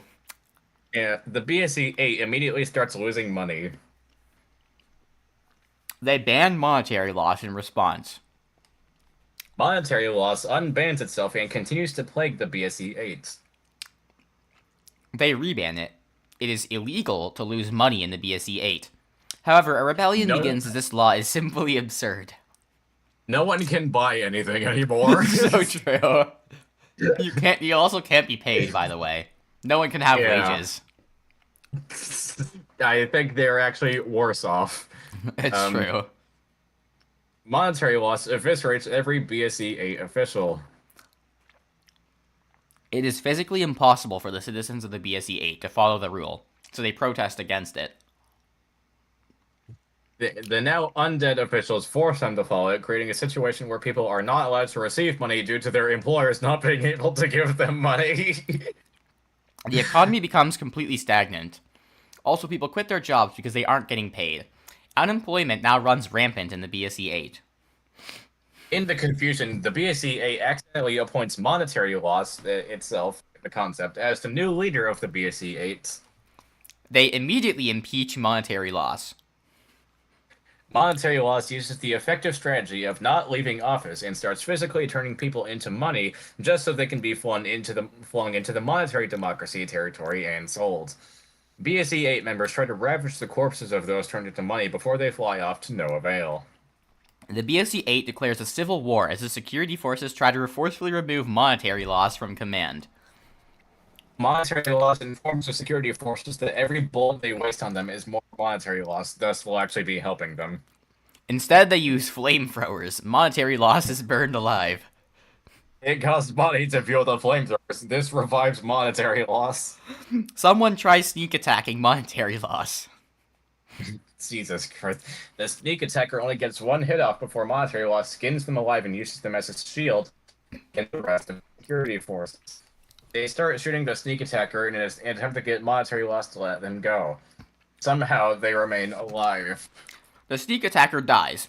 Someone tries to smash monetary loss with a mace. They're revived just as monetary loss is about to get attacked with the mace and used as a shield against that as well. The mace wielder keeps attacking, not getting that the sneak attacker is still alive. The sneak attacker dies again. He revives again and is forced to stay alive, while still being riddled with bullets, mind you. I just love how insanely spontaneous revivals are in this early stage of FAUL. Yeah. Out of desperation, a high-ranking BSE-8 official tries to summon Crypto to invade monetary loss's mind. The official is immediately disemboweled by the writers because you can't even mention Crypto's existence. At this point, everyone around the world has been turned towards the scene in office. Everything has stopped. Any nuclear missiles that were already on the way just keep going, and they crash and they die. The BSE-8 tries to recruit more security and soldiers, but fails because the rule banning monetary loss is still technically in effect, and thus no one can be paid. Ergo, no one has an incentive to join the BSE-8 army. Oh no! Okay, there are two. Oh no! This is the part. A small gourd was created when Dan's corpse was used as a breeding ground for more corpses. Okay, major content warning from this point onward. BSE is content warning for the fourth time, in case you didn't get it. This is like a double content warning, okay? Like, this is the worst of it. Content warning square. Then again, I don't know if anyone's watching, but still. 0 viewers. But for people who come back and rewatch, this content warning will be there. It's actually really bad if live viewers are here, because they're just going to come on here, they're going to miss the content warning, and just jump straight into the bullshit. Yeah, it kind of is, huh? Oh, anyway. By the way, It's kind of funny how there's a cancer charity in this stream while we're dear. like we have entire plot lines about fighting tumors. Oh dear. Well, I see it's a meta reference, For folks. those Okay. tumors when You thought I was just sending money to cancer charity because I'm a good person? Of course not. I was making a clever meta reference to the story. I'm actually You think I'm motivated purely by altruism? You fool. You expect too much of me. I'm actually fighting in the war against cancer on the side. Yeah, I'm actually funding cancer. Yeah. The money from the stream actually goes to fund the cancer lobby. Yeah. I can't. And then this is a joke. It is going to fighting cancer, not funding it. But anyway, Yeah, wink, the wink. pulsar. Okay. Did you read the "they're too busy" line? Yeah, I did. Okay. Yeah. The gourd hits the nearby pulsar and splits into millions of pieces. The surface starts turning green and getting longer. The pulsar spins fast enough to cause a time warp and reverse itself back to normal, but the gourd pieces fall all over the BSE-8 territory. I don't think pulsars can do that in real life. Yeah. The gourd pieces grow into a full gourd each. That's when the BSE-8 notices what's going on. As BSE-8 territory is directly on top of the pulsar, this does nothing to stop the process. The pulsar is actually nearby the territory. The pulsar fuses with the territory. This causes the entire BSE-8 to spin at ridiculous speeds.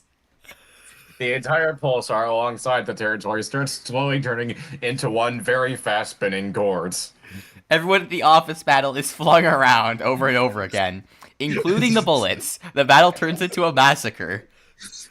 I'm sorry, I'm just imagining someone like shooting a gun, doing like 68 rotations, and then getting hit by their own bullets. Yeah, that's exactly what's going on. The visualizations I get from this are so funny. Monetary loss at this point has grown absurdly powerful. The gourds begin to spread through BSE-8 territory. Armed soldiers shoot and destroy many of them, but they're multiplying at a rate faster than the soldiers can take them out. The bullets start turning into Gregory's before they can hit their targets. Hit their target, holy shit, it's hit the target from Stampy. Insane. Actually insane. So as the BSE, did you hear that Stampy recently finished Lovely World? I did. Good for him. It was a fucking great episode too. It brought back a lot of memories. I haven't kept up with the series for years, but I decided to watch the finale and I was like, damn. We're really here, huh? Meanwhile, at the I just felt myself getting old. I felt myself growing a beard. I felt my bones just completely shrivel up and die in that moment. Damn. Anyway, as the BSE... sorry, did I read the gourds begin to spread through BSE-8 territory part, or no? As the BSE-8 is quickly... Oh, no, yes I did, okay. As the BSE-8 is quickly falling into chaos, many residents flee. Those that remain desperately try to fight off the gourds. Meanwhile, at the office, the soldiers evacuate an attempt to blow it up with monetary loss still inside. The bombs turn into gourds. Monetary loss escapes in the hovercraft. The office building becomes infested with gourds. The BSE-8 tries to mass-produce guns. By the way, monetary loss is still out there, I think. Yeah, he is. However, the guns turn sentient and rebel against the BSE-8. The guns ally with the gourds and become gourd launchers. BSE-8 soldiers are mowed down almost immediately. The guns that don't ally with the gourds instead fly off and establish the Kingdom of the Guns in deep space, which I think still exists, too. I love how many random characters and factions have just been left alone this whole time. Yeah. The BSE-8 orders a full evacuation and declares the Civil War lost. Besides, imagine if there's like a finale of AUL that's just like a fucking endgame conclusion where like all the obscure factions that like appeared in one-off moments just like come together at once. That would be great. Yeah, that would be great. I think we should purposefully involve every single character in the finale. No matter how narratively broken it gets, we should just do it. Yeah. Anyway, the BSE orders a full evacuation and declares the Civil War lost. Besides those who flee, the BSE 8 soldiers and civilians kill each other and themselves to avoid succumbing to the gourds. There is no longer any resistance. Unfortunately, they end up killing the only residents who weren't infected, as was the only residents who actually had the cure to the gourd infection in their system. For some fucking reason. Yeah. Somehow they did. Yeah. Scientists dig out the cure and attempt to use it. The cure turns into a gourds. They quickly lock it away. The safe they lock it in turns into a gourds. They lock the safe in an even bigger safe that is enchanted specifically not to turn into a gourd. The enchantment is turned into a gourds. It still applies, however. Ergo, the larger safe remains a safe. The enchantment gourd self-destructs, removing the enchantments. Oh god. The larger safe turns sentient and tries to resist gourdification. It buys the scientists enough time Sorry, 1 second. It buys the scientists enough time to eject the safe into space. It was not the imposter. Its sentience turns into a gourds. The BSE-8 residents watch in horror as space starts turning into a gourd. Dear gods. This is retconned up until the point where the safe becomes sentient. Its sentience is turned into a gorge, where the safe falls shortly afterwards. The scientists again try to eject it into space.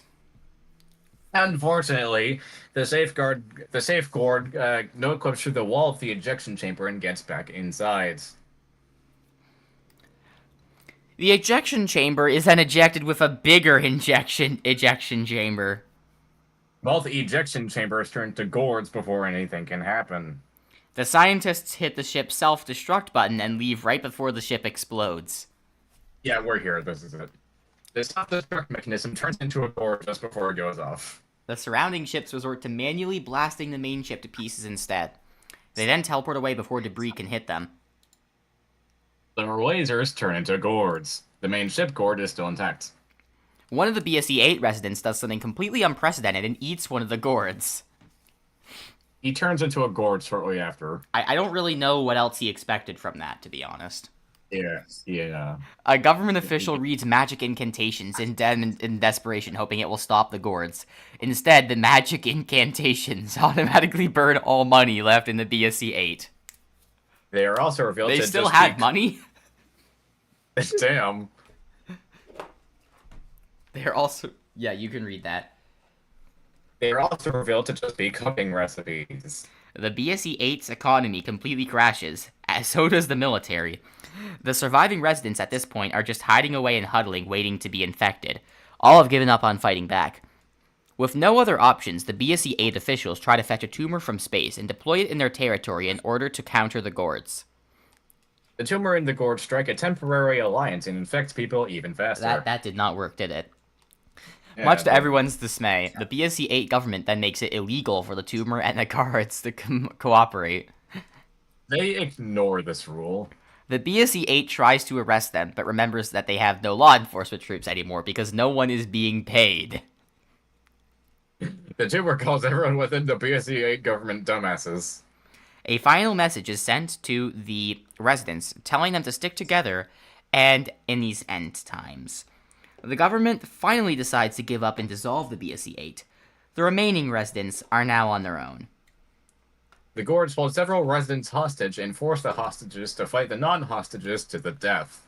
Depression rates in the former BSE-8 skyrocket. The tumor infects the concept of depression. Residents shed tears over their fallen nation, attempting to honor its phenomenally long existence, as the BSE-8 officially lasted for a remarkable time of 57 minutes. The tumor forces them to laugh at their fallen nation, or else. Since the residents aren't within range of the tumor, it doesn't matter. As the tumor infected depression, it therefore exists everywhere where people are sad. As such, most of the remaining residents die off or get infected within moments. The tumor forces the survivors to laugh. The entire land becomes a ghost town. A ghost town full of gourds. Few survivors still exist. Those who do harbor anger at the BSE-8's government for abandoning them. Either that, or they have fully embraced the ways of the Gords. To be fair, the BSE-8 government did try everything, it's just that none of it worked. Yeah. Some of the survivors systematically destroy any vegetable or food item that isn't a gourd, believing them all to be sinful. The Tumour condemns the survivors for being serious and forces them to laugh at their fallen nation. Every survivor's systems are hijacked and they are forced to laugh. Small churches form up worshipping Gregory as an all-powerful god. Despite laughing, the survivors continue to be mad. The Tumour uses their intestines as... Oh, that's your line. The Tumour uses their intestines as breeding grounds. Eventually... they resort to writing out their true emotions, seeing as the Tumour forces them not to be serious. The Tumour also forces them to write ha over and over. Eventually, the Agordist cults begin to shape every object they find into a gourd. Anything that doesn't resemble a gourd is considered a sin. The cultists all wear green clothing to resemble gourds. Various survivors are scooped up and forced to fight each other in battle arenas. The winner gets eviscerated. The loser gets disemboweled. I don't really see how anyone wins in this situation. Shut up. Both are used as breeding grounds afterward. Survivors teach themselves to only be positive in order to not attract attention to themselves, seeing as the Tumour can spread through depression. The Tumour infects positivity. A second wave of deaths occurs. Those who remain become completely emotionless. The concept of being emotionless, Jesus Christ. I just imagine that the survivors just have to continuously cycle through different emotions, one by one, so that they don't get infected. Yeah.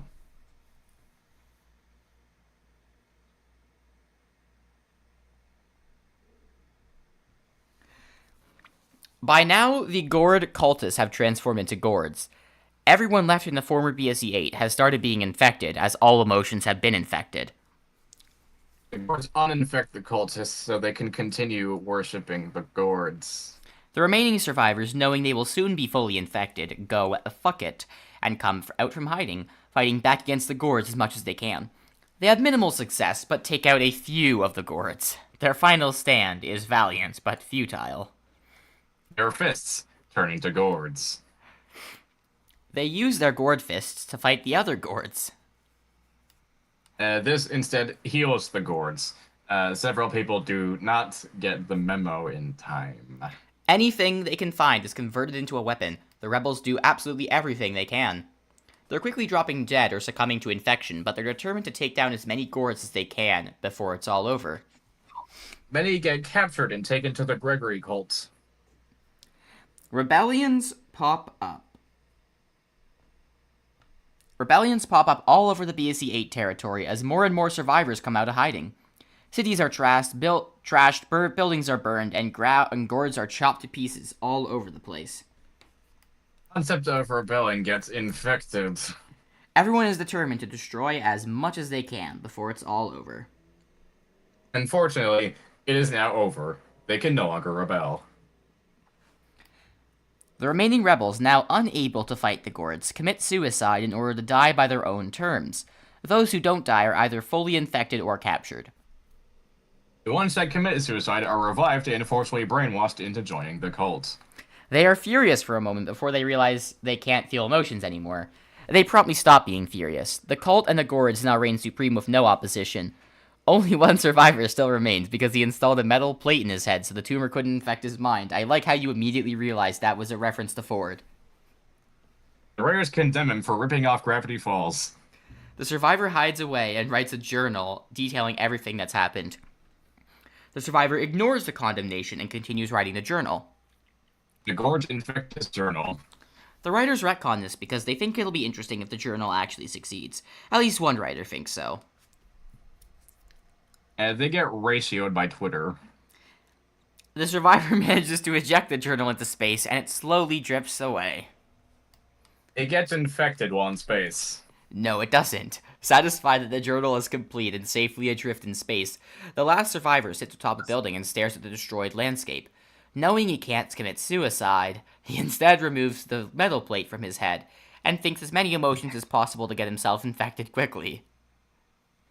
He is converted into a baby for the gourds. A hover baby, that is. Now that he's infected, no one is left in the form of BSE-8 except for the Gortys cult. You know, it probably would have been more effective to keep the story of the BSE-8 alive if he had just gone around traveling instead of fucking, in getting himself infected and sending a random journal out into space. Yeah. Also, I don't know if he really thought that through. Yeah, I'd like to point out again. I did not hear that. Your sentence cut off. I'd like to point out the journal never comes up again. Yeah, that's just kind of floating in the middle of space. It's just somewhere. Now that he's infected, no one is left in the former BSE-8 except for the Gortys cult. Everything is a wasteland. The only people who survived are the people who fled into space early on. Little did they, so that was fucking pointless anyway, because people escaped before him. Little did they know, however, that just one of the escape ships had a Gord who snuck aboard prior. Those on board the ship had no idea for a long while. Okay, last content warning. Oh no! Yeah, this is the part. This is where it starts proper. Yeah, this is where it really starts. That is until their limbs start turning into gourds. The captain of the ship immediately rushes to self-destruct the ship, but the buttons turn into gourds before he can do it. The ship itself begins its transformation. The captain orders the pilots to crash the ship into the nearest asteroid. The pilots try, but they don't have enough time to get to the nearest asteroid. The captain whips out a bomb and tries to blow the ship up manually. However, the bomb turns sentient and teleports away. The captain is furious. He is starting to turn into a gourd and is running out of options. God. I just fucking read your next line. I'm sorry. He pulls out a second and tries again, only to watch in horror as the bomb he sets off reveals itself to be a glitter bomb. It does absolutely nothing to damage the ship, as one would expect. The captain tries to amputate his limbs to delay the transformation. The amputation device turns into a gourd and instead speeds up the infection. The captain does not realize this in time. It's not to be confused with Captain, the Among Us character. This is just a captain. No, actually, to be confused. True. That's your main motto when you read this story. Yeah. Several people on the ship are brutally killing each other and themselves to avoid being fully infected. They managed to kill the only people that would have avoided the infection. Security troops can't stop them and eventually start contributing instead.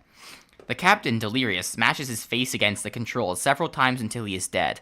Everyone with a weapon turns it against themselves. The ship has fallen into total disarray. Oh boy. Here we go. The weapons turn into gourds before they can be used.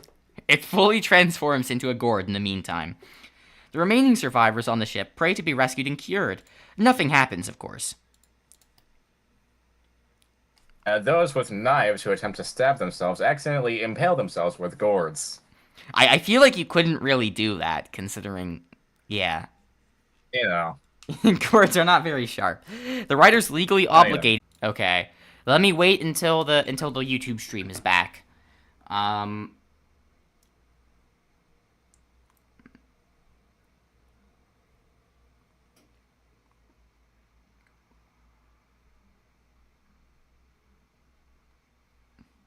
Okay, I think we're back.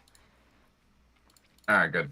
The gourds start to replace people's facial features. One of the passengers watches it in horror as the person next to him starts convulsing and his eyes are shoved out of his head only to be replaced with gourds. The writers then interject and say this might be a little too much brutal detail. The eyes turn sentient and attack the writers. The writers retcon this attack, but do not intervene again. Anyway, it isn't long before all the survivors on the ship have become gourds. Those who died become gourd breeding grounds. Oh dear, oh no. Are we committing ourselves to reading this? Actual, for real this time, content warning. I feel like we've said it so much that it just devalues the term, but no, like, I mean it this time. I really mean it. Another passenger's rib cage is melted so that the gourd inside can consume the inside of their chest. The gourd then goes through the hole in the chest and forces its way up the passenger's nostrils, while simultaneously melting that down as well. Eventually, it reaches the brain, diving inside and consuming it from the inside out. The brain gets split apart from front to back. The gourd also takes the time to melt the brain half so that the wrinkles are smoothed out. The writers condemn this particular for existing. It is then erased from existence entirely. That gourd just went so far it just got erased from existence. Yeah. Similar things happen to other passengers. In the end, the ship and everyone else inside has either been infected or used as a breeding ground. The ship, as well as everyone inside, finishes their transformation into gourds. The ship then starts ramming into other ships. The ships start noticing what's going on, and they do so in time to quickly warp to another dimension. But the ones that stay behind or are slower in reaction time are not as lucky. There is now an entire fleet of gourd ships. They fly back to the Gregory-controlled planetoids.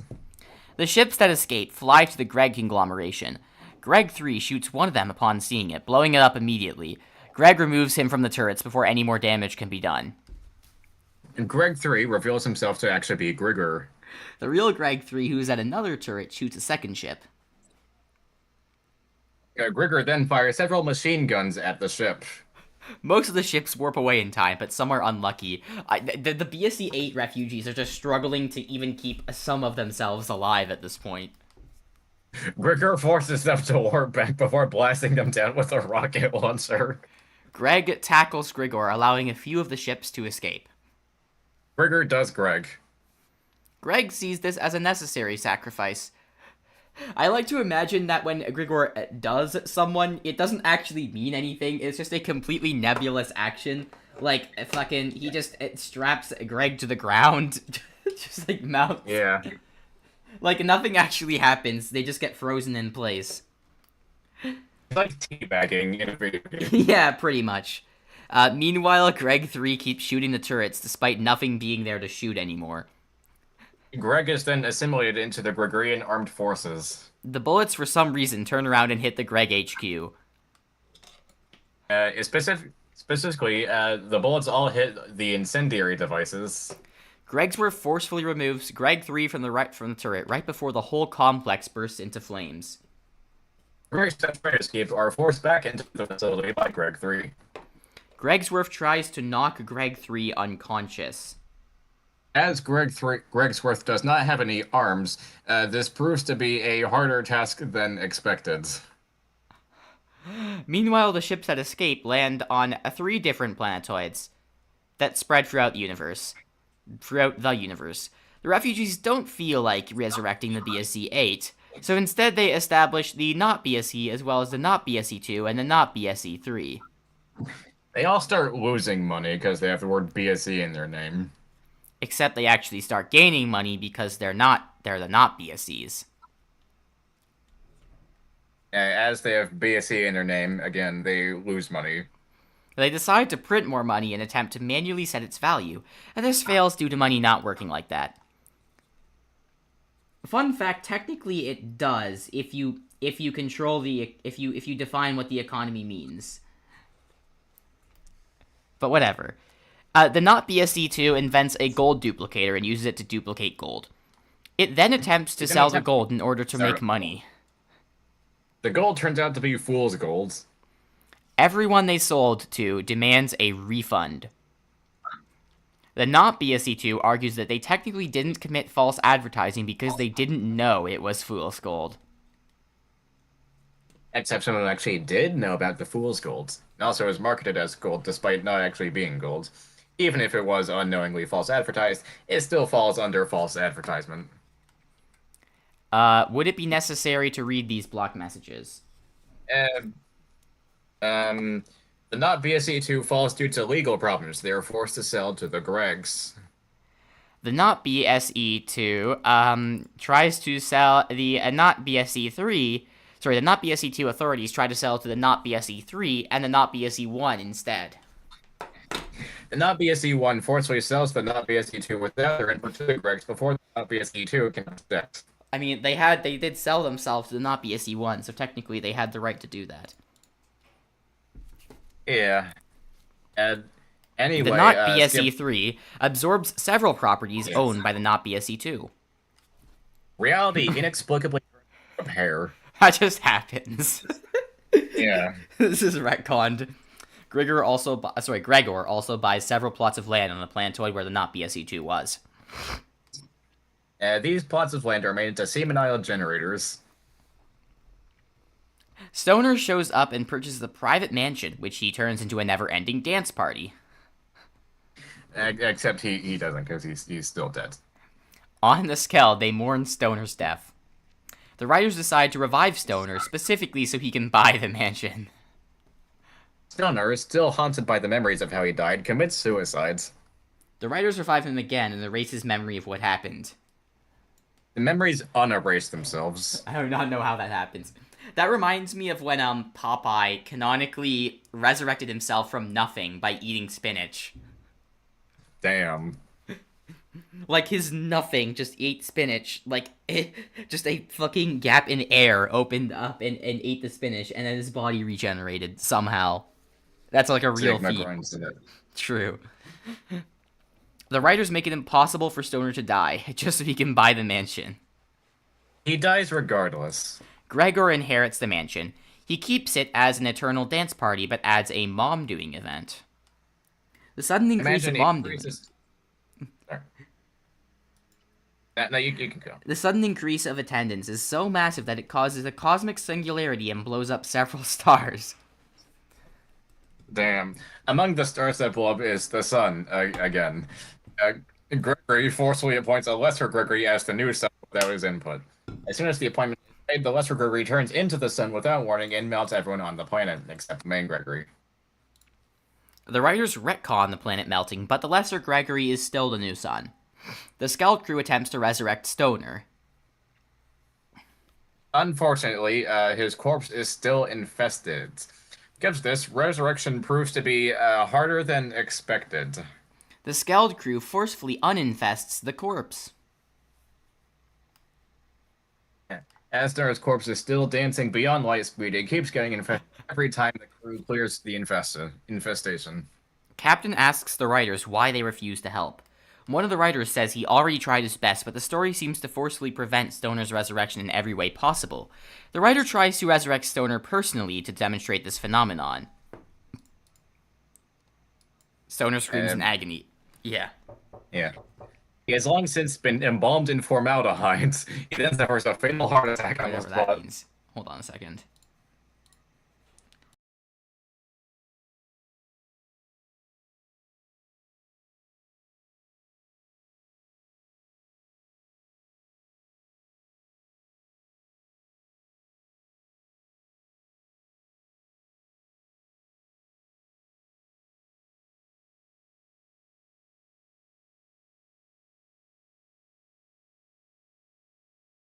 Decrease my volume. As it were, I'll have to marginally decrease my volume, perhaps, perchance. Perchance it be the case. Okay. I am back. Phenomenon. He asks Engineer to look into it. Engineer does a bunch of fancy calculations and research and still can't seem to figure out a bypassing method.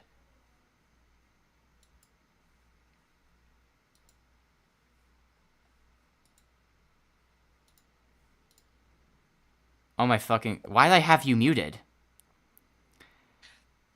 Damn, how long was I muted? Holy shit. Not for very long. Like, just for a moment. I think I did it by accident. What line did you just read? Yeah. As it turns out, the calculations were done using Google Translate calculator.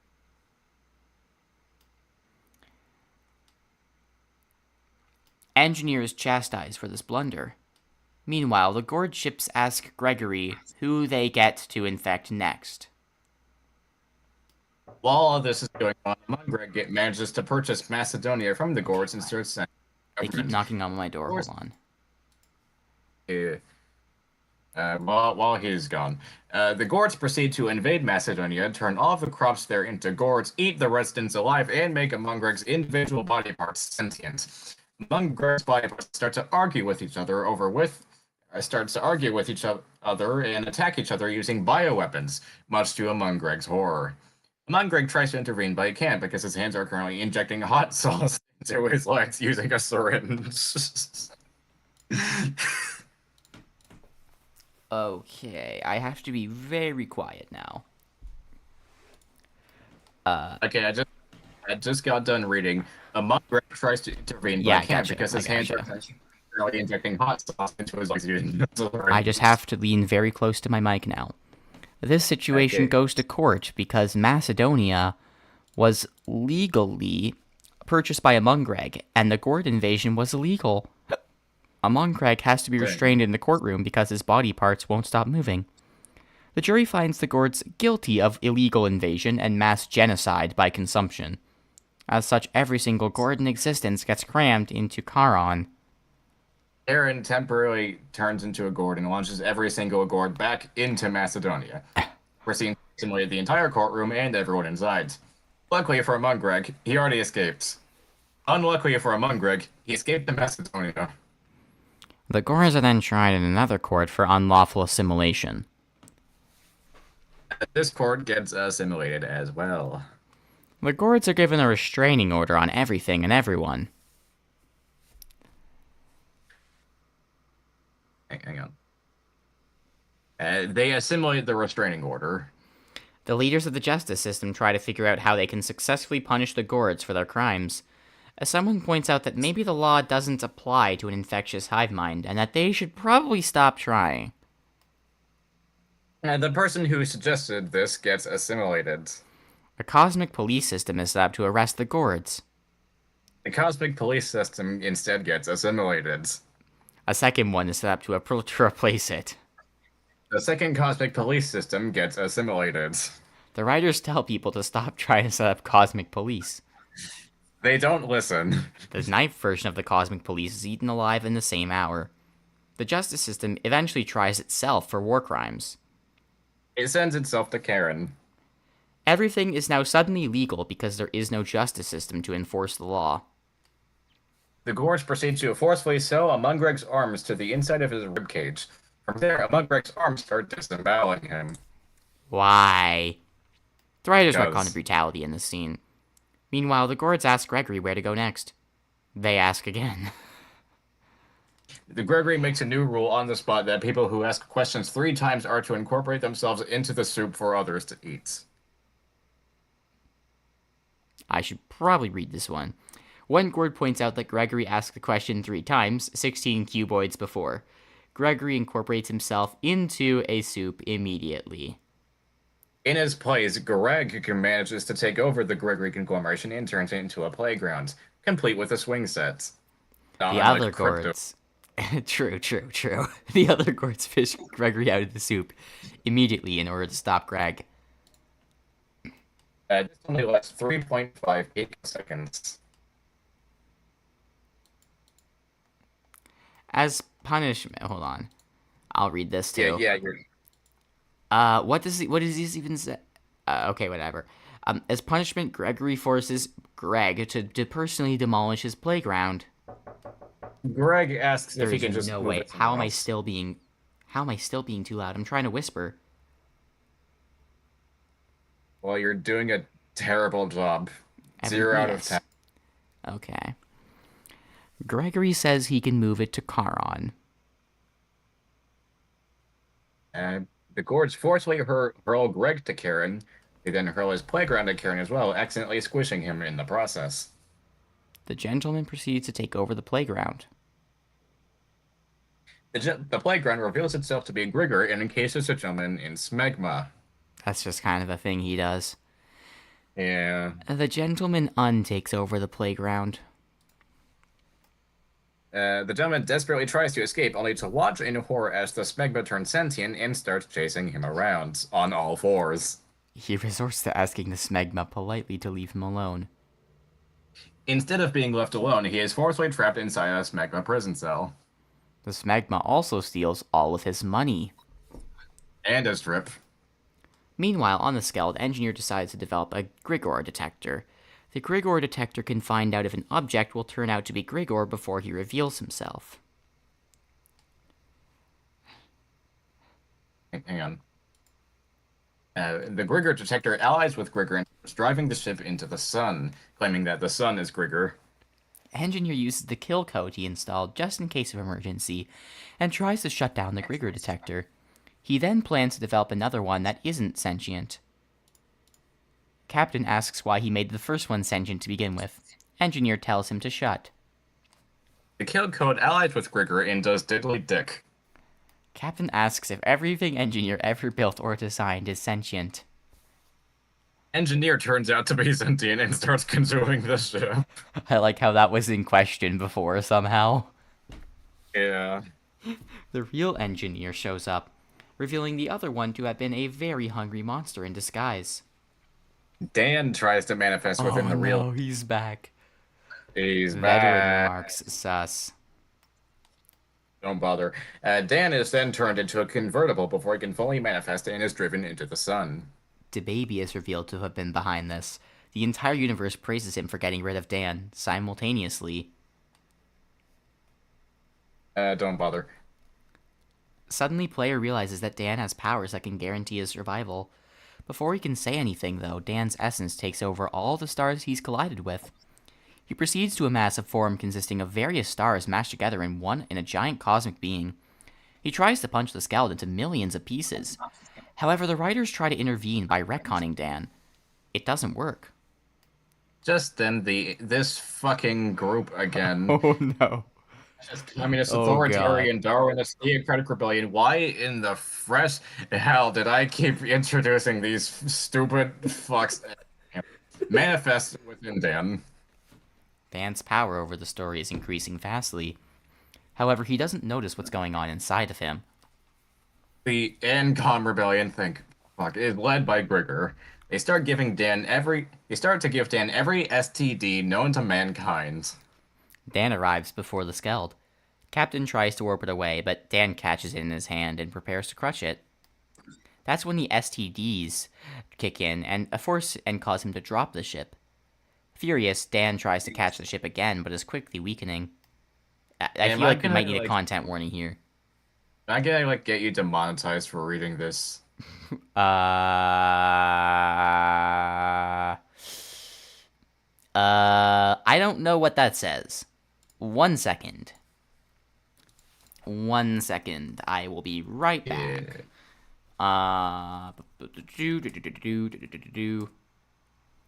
Okay, I'm just going over to that on the other Discord.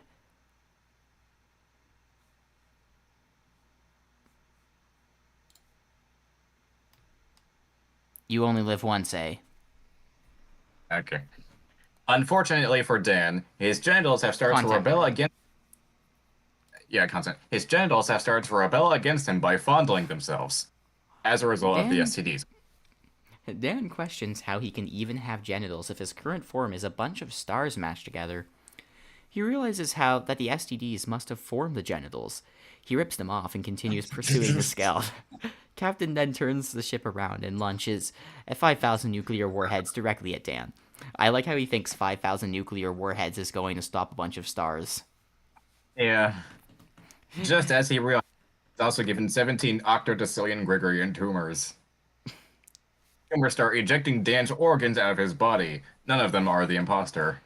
The nuclear warheads destroy Dan's stellar form. How? How would 5,000 nukes are not enough for that? They can't even destroy a planet. The nuclear warheads destroy Dan's stellar form, but also repel all the tumors in every direction. The Skeld barely manages to dodge them all. Even worse, the tumors become nuclear. Just about every other star in existence, however, has now become a tumor breeding ground. Dan's essence floats around without a body to inhabit. It then proceeds to possess the Skeld. Much to the shock of the Skeld crew, the doors close and lock them in one room, which they were all conveniently in for some reason. Dan's essence is done by Grigor before anything can get out of hands. The doors immediately reopen. Player remarks by calling this event very anticlimactic. Dan tries to escape to other planes of existence only to watch in horror as Grigor reveals that there's an anti-escape field around where Dan is. Captain states, gee, I kinda wish we could face an actual threat without it being immediately done by Grigor or retcon for once. Engineer points out that Grigor can be considered a threat in and of himself. Captain proceeds to turn feral and starts trying to eat everyone alive. I mean, he got what he wished. They did end up dealing with a new threat. Yeah, Engineer he is cures punched in Captain the while face he's knocked out. by the But the robots. side effect is that his voice is now annoyingly high-pitched. Captain says the word sus while in this state and accidentally blows up several machine parts. The skeleton is now in danger of self-destructing. Captain flies to the nearest repair shop, only to find out it was a former BSC-owned repair shop, and thus it has nothing of value in it. He carries on to the next repair shop, with everyone's time being limited as the ship is getting closer to self-destructing. Eventually, engineer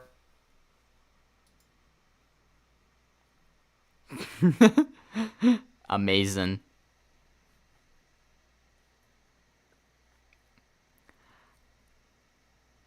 Oh God, are we getting to the part I don't remember what you mean. the one where with the dude's hands. Oh. I somewhat remember that. Eventually, Engineer Yeah, that's remembers that he can just hit the ship to fix it. Miraculously, this works. I already read that. Yes, but your voice cut out. Player calls Captain a dumbass.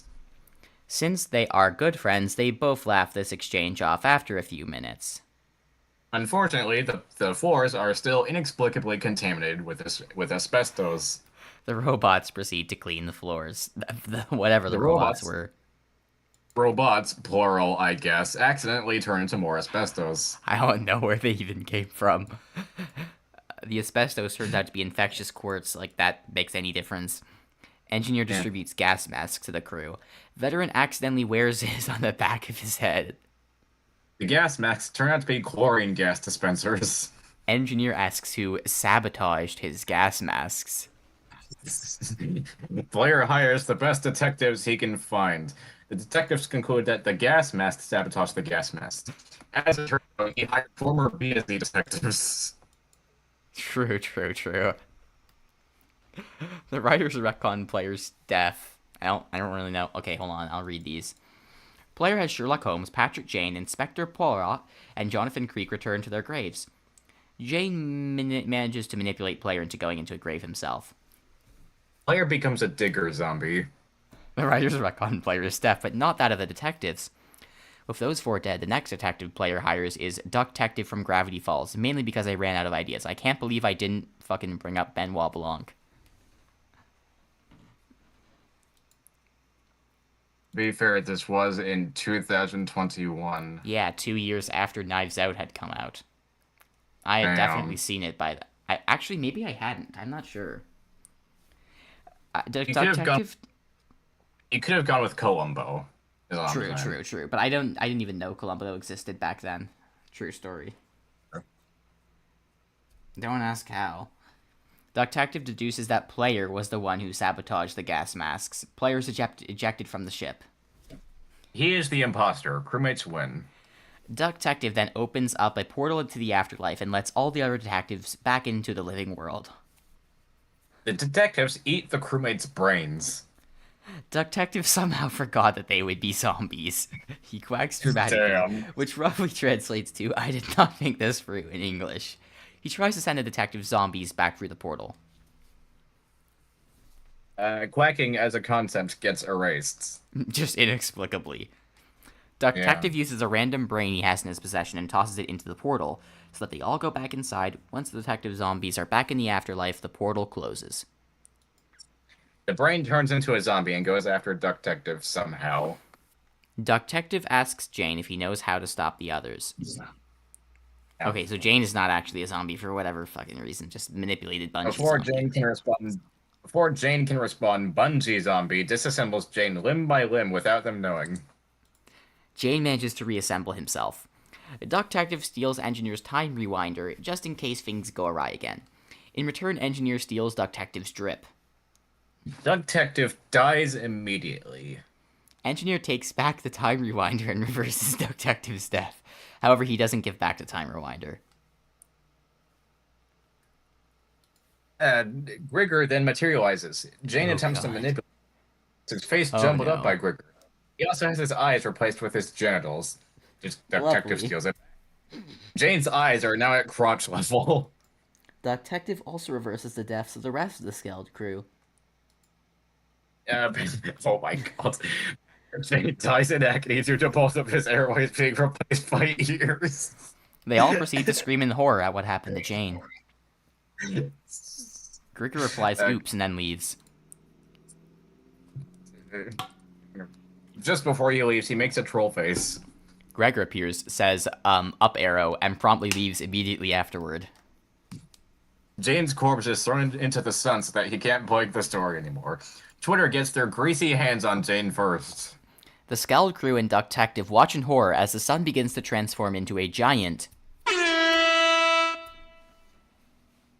The turns out to be the testicle turns. I don't even need to read that. The testicle turns out to be a testicle cannon. What if the writer says, "Wait, what?" Alpha Centauri quickly intervenes and crashes into the sun, blowing up both stars. Alpha Centauri sacrificed itself to stop the from being used. Once again, the sun has been blown up. We need to have like an official counter for how many times the sun has been destroyed. Yeah, true. This time, the next sufficient replacement won't be until 3. Existence is put into crisis modes. The writers set up a giant light bulb to act as a stand-in until the new sun is red. During the initial confusion, Grigor attaches a ball sack to the Skelds. The writers murder Kieli. There's no context, they just do. Yeah. This is completely legal due to the justice system dismantling itself earlier on. The ball sack is ejected. They are not the imposter. Detective and engineer collaborate to build a device that instantly vaporizes fuzzy dice in a specific radius. For no fucking reason, they just decide to do that. One of the die is rolled, landing on a 1. The person who rolled it immediately drowns. It works, but at a cost. The device also vaporizes the reactors. Captain is forced to land the ship on a random planetoid. Oh my god, this part. This is... Oh god. You remember the part where... I don't really... With the Quran? No? What? It's not graphic, it's just pretty funny. Should I read the Yank messages then? I don't know. We're not there yet. Anyway, the scout has landed on a random planetoid. The planetoid is home to the stomach-churningly ugly Kinnatwawi, or however you spell it. They're the gals from MUAHAHAHAHA, by the way. This is no issue to the Skeld crew because they value how people are like on the inside, not on the outside. Be like the Skeld crew. Unfortunately, the Kintawawi aren't exactly the nicest of people. They immediately try to butcher the Skeld crew. Captain tries to explain that they were just stopping by because they had to. The Kintawawi interprets this as a declaration of war. The Kintawawi don't speak English, so they continue. In desperation, the Skeld crew tries to offer Detective as a sacrifice. Detective then flies away. The Skeld crew conveniently forgot he was capable of flight. Detective rips ass on the Skeld before flying off. Veteran learned basic Kintawawi from Stoner, so he manages to communicate with them to somewhat of a degree. However, the Kintawawi only interpret basic sentences from Veteran. The Skeld is covered in... Oh no! And I regret opening that message. Yeah. Everyone starts melting. The sheer toxic detective's ass rippage causes everyone to start melting. The Kintawawi see the screams of as a declaration of peace. As such, they leave the area. The crew is notably still melting. That is until Engineer invents an anti-melting device. He manages to unmelt everyone. The anti-melting device melts itself in the process. And also they are... Oh, that's my bad. Sorry. And they're still covered in that. They decide to explore the planet further. They find a giant cave in which they come across a sentient monster spawner. The monster spawner is then crushed by the comedy shredder. While being crushed, it generates several monsters. The monsters turn out to be more monster spawners. Captain Epic Allah O Islam of 144p owns a couple of the monsters. Jesus Christ. Unfortunately for Captain, the monster spawners make him forget about the existence of the Quran. Captain then remembers the Quran through visual cues. Out of desperation, the last monster spawner writes the entirety of the Quran on itself. This prevents it from being blown up. Veteran then beats up the monster spawner with his own crown. I'm assuming I have to read this. Veteran then spontaneously combusts for basically beating the Quran to death. His corpse is struck by lightning 86 times per second. Repeating command block summon lightning. True. After they've surpassed the monsters, the Skeld crew carries on and discovers a ritual that can resurrect Stoner. They try it and Stoner comes back. This is definitely not because I'm tired of Stoner being dead and want to use him in more funny scenarios. Unfortunately, Stoner still carries memories of his death. Stoner is then crushed in a rockfall. The rockfall magically uncrushes Stoner. Stoner does not dance and instead contemplates the circumstances of his death. Oppenheimer Captain style. Captain offers therapy to Stoner, but doesn't do a very good job at it. If anything, Stoner is made even more depressed. He then tries harder, which helps Stoner a little bit. This makes Stoner's inner start attacking for some reason. They didn't do that when he was doing a bad job of therapy, only when he started doing a good job. Yeah. The crew decides to leave Toxic Stoner dudes. alone for now. His previous death will forever scar him, they are certain. Meanwhile, they also use the ritual to revive Veteran. Dude, his innards are toxic. True. Veteran continues being fucking struck by lightning. True. That's just a random thing that's happening. The pianos were there for... Okay. Veteran continues being struck by lightning and is immediately crushed by... hang on.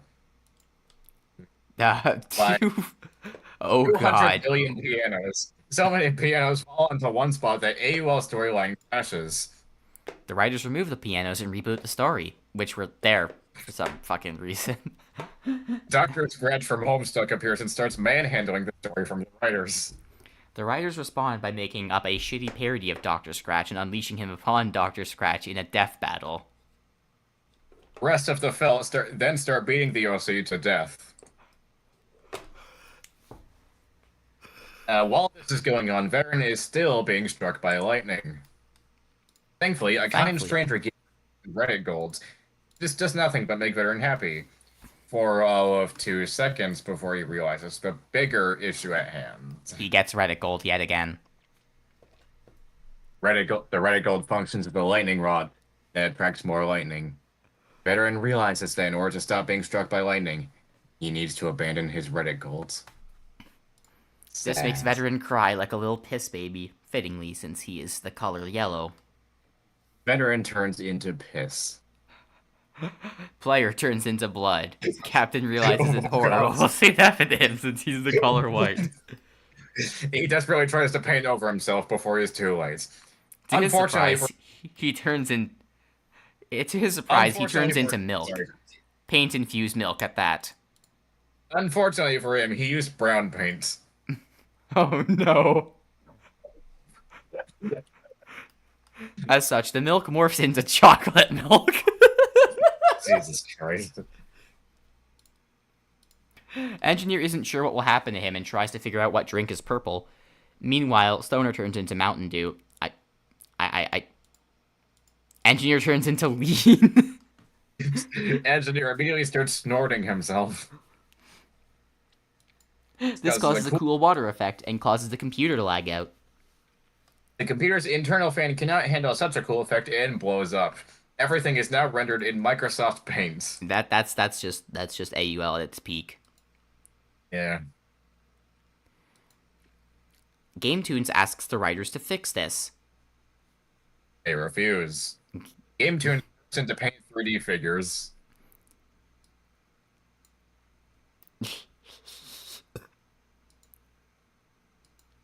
Gregor arrives and pisses in the pool. That just fucking exists for some reason. When questioned why, he says, I thought it'd be funny. He just pisses into a random pool. The piss reanimates Keely into a Gregorian Armed Forces member. whoever that is. The giblets. Yeah. Okay, Kieli immediately explodes into a pile of giblets, which then transform into GAF members. The Gregorian Armed Forces members get turned into Bulgarians and are immediately teleported into the Bulgarian wasteland without any hope of escaping.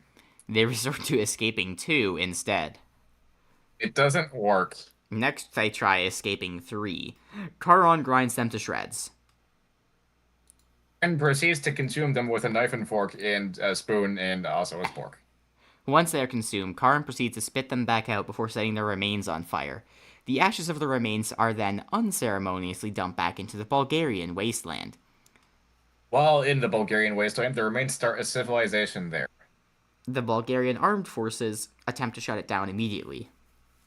I cannot believe we are not at year 1 yet. That is insane. A lot of stuff happened back here. Unfortunately, this only strengthens the civilization. The Bulgarians resort to sweeping the remains out of the wasteland. The remains get swept into the void. Jesus fucking Christ. As they are inside... no, the civilization then moves to the void. It decides to name itself the Remain Republic. As they are inside the void, the Remain Republic remains short-lived. They somehow manage to circumvent the void's erasing properties and survive. Instead, they are caught in the void's deletion properties. In desperation, some of the remains flee the void. The Remain Republic is gone, but the remaining remains try to find a new home. That's a fucking tongue twister, Jesus Christ. This proves to be a difficult task due to the void equivalence of a black hole. Someone nearly... there can be a black hole less than a few feet away from the main one when they are blown up by a Bulgarian. The surviving remains land on the planetoid, only to discover it was actually a gourd.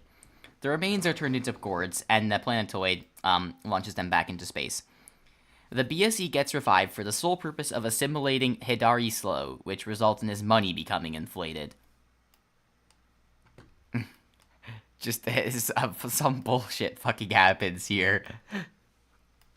I might just skip over this part. Start at the Among Greg stuff.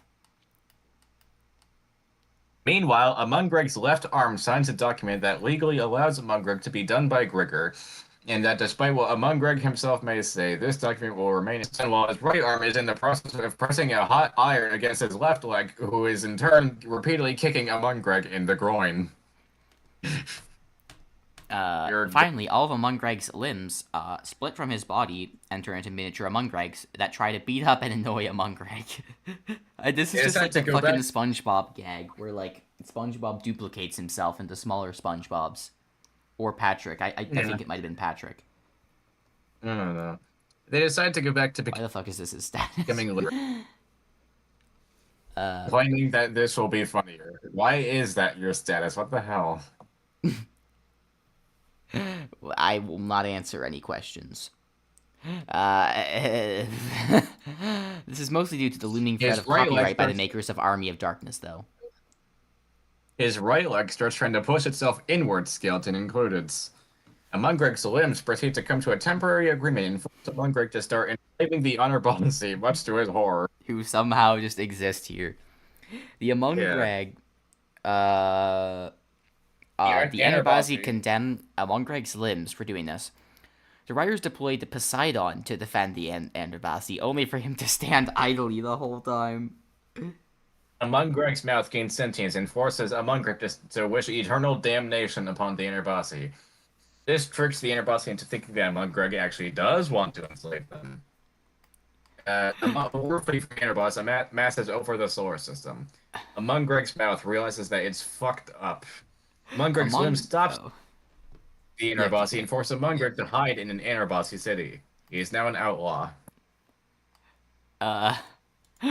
Among Greg manages to make it to the nearby Hyades. He is then captured by Hyadian pirates and skinned alive. His skin is turned sentient. It then starts beating up Among Greg. I guess it just ripped off. Among Greg cries in agony. Among Greg's skin allies with Among Greg's limbs, much to Among Greg's horror. Among Greg jumps into the pirate ship's engine so that he can end his agony. This atomizes him. He is reincarnated as a toad. He expresses sadness over the fact that he cannot buy Macedonia, which was a life goal. What the fuck? Why Macedonia? A sentient toad, I by the way. don't He know. has been reincarnated as an Urodelian, soon to become Josiah W. Dogbolter, the richest man in the universe. Well, you see, he would become the richest man in the universe if his skeletal system hadn't skipped the reincarnation process. Thankfully, he manages to get an even stronger skeletal system. Unthankfully, the skeletal system is actually Grigor. Among Greg Oh, God. questions why he is even allowed to exist at this point. All of his nutrients is then sucked out from inside his body. Oh my god. This isn't done due to a grammatical error. Instead, his nutrients are sucked into Grigor.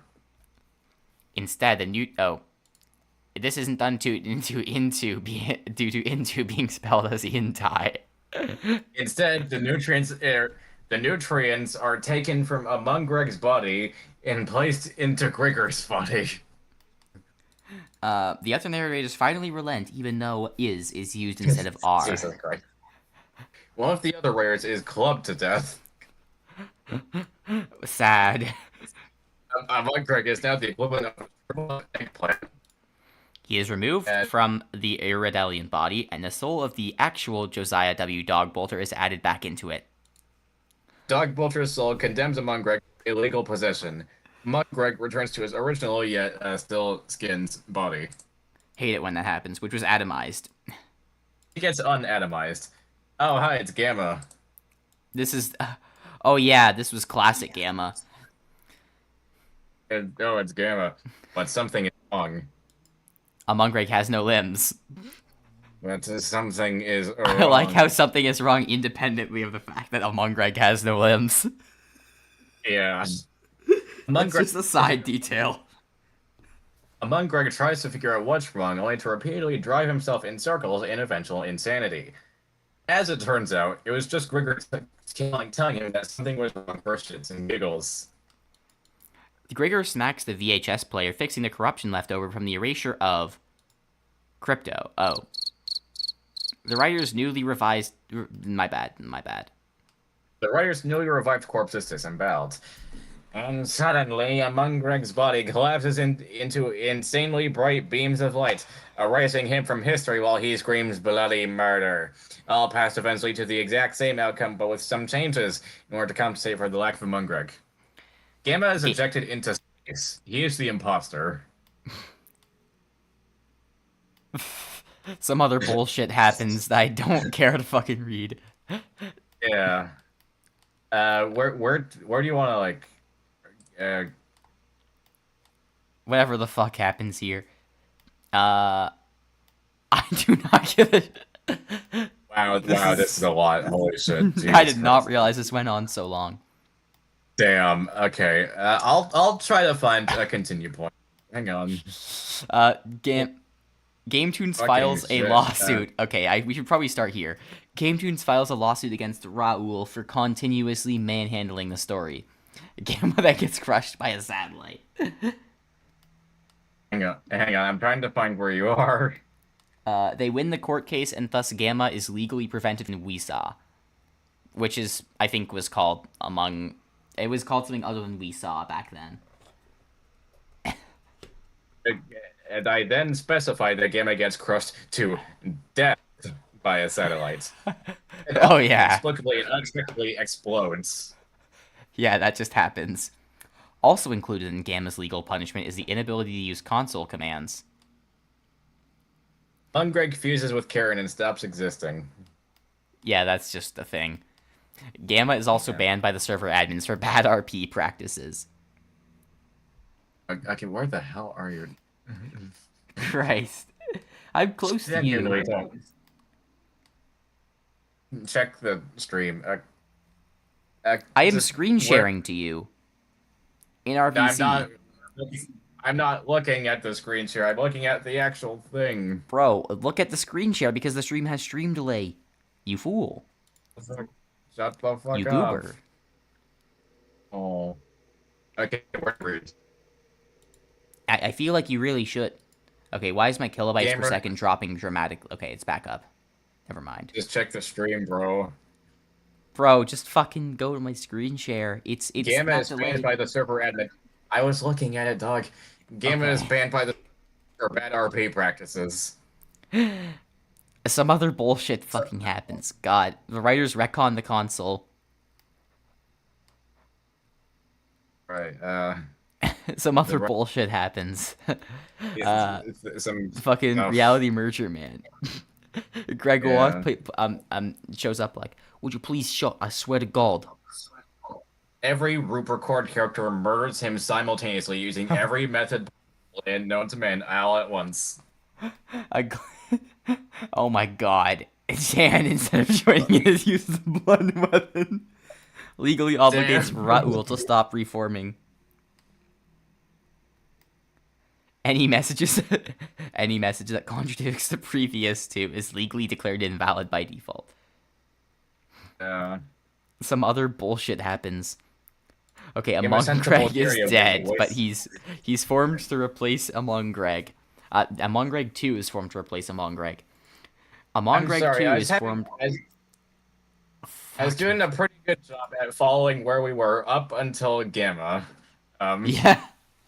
I do not Yeah. understand what happened. I was not going to read that entire thing. I just wasn't going to do it. Among Greg 2 is formed as a separate entity. He claims the title of a legitimate successor to Among Greg. Among Greg 2 is sued by Among Greg's corpse for copyright violations.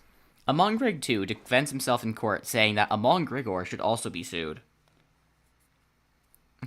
The judge still convicts Among Greg 2 because his argument was not a defense. Among Gregor does Karen. Then the judge remembers the justice system sent itself to Karen law ages ago, and thus he is acting illegally without any authority. Among Greg 2 is caught in Among Gregor's doing of Karen. The judge sends himself to Charon, and since his convictions were unauthorized and therefore legal, both Among Greg 2 and Among Grigor are set free automatically. Okay, you want to like wrap this up soon? Probably. Okay. We define a good endpoint, though. Grigor becomes the physical manifestation of the law, forcing everyone to follow him. I just want to... Okay, let me actually check. We've been streaming for almost 4 hours. We have one viewer again. It's crazy. The writers...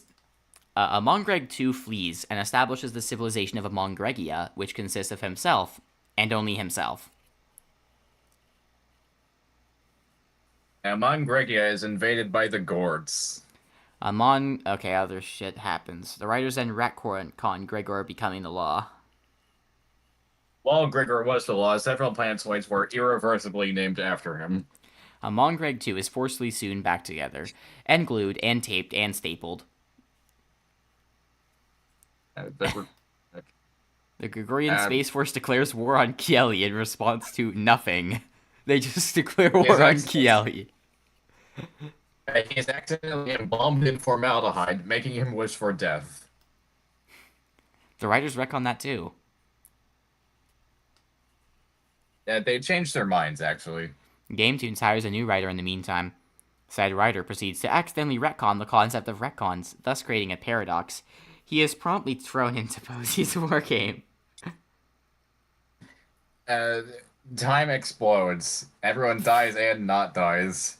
The paradox turns into a black hole that consumes the sun. And another Gregorian clone is made into the sun. The sun has Gregor's facial features on it.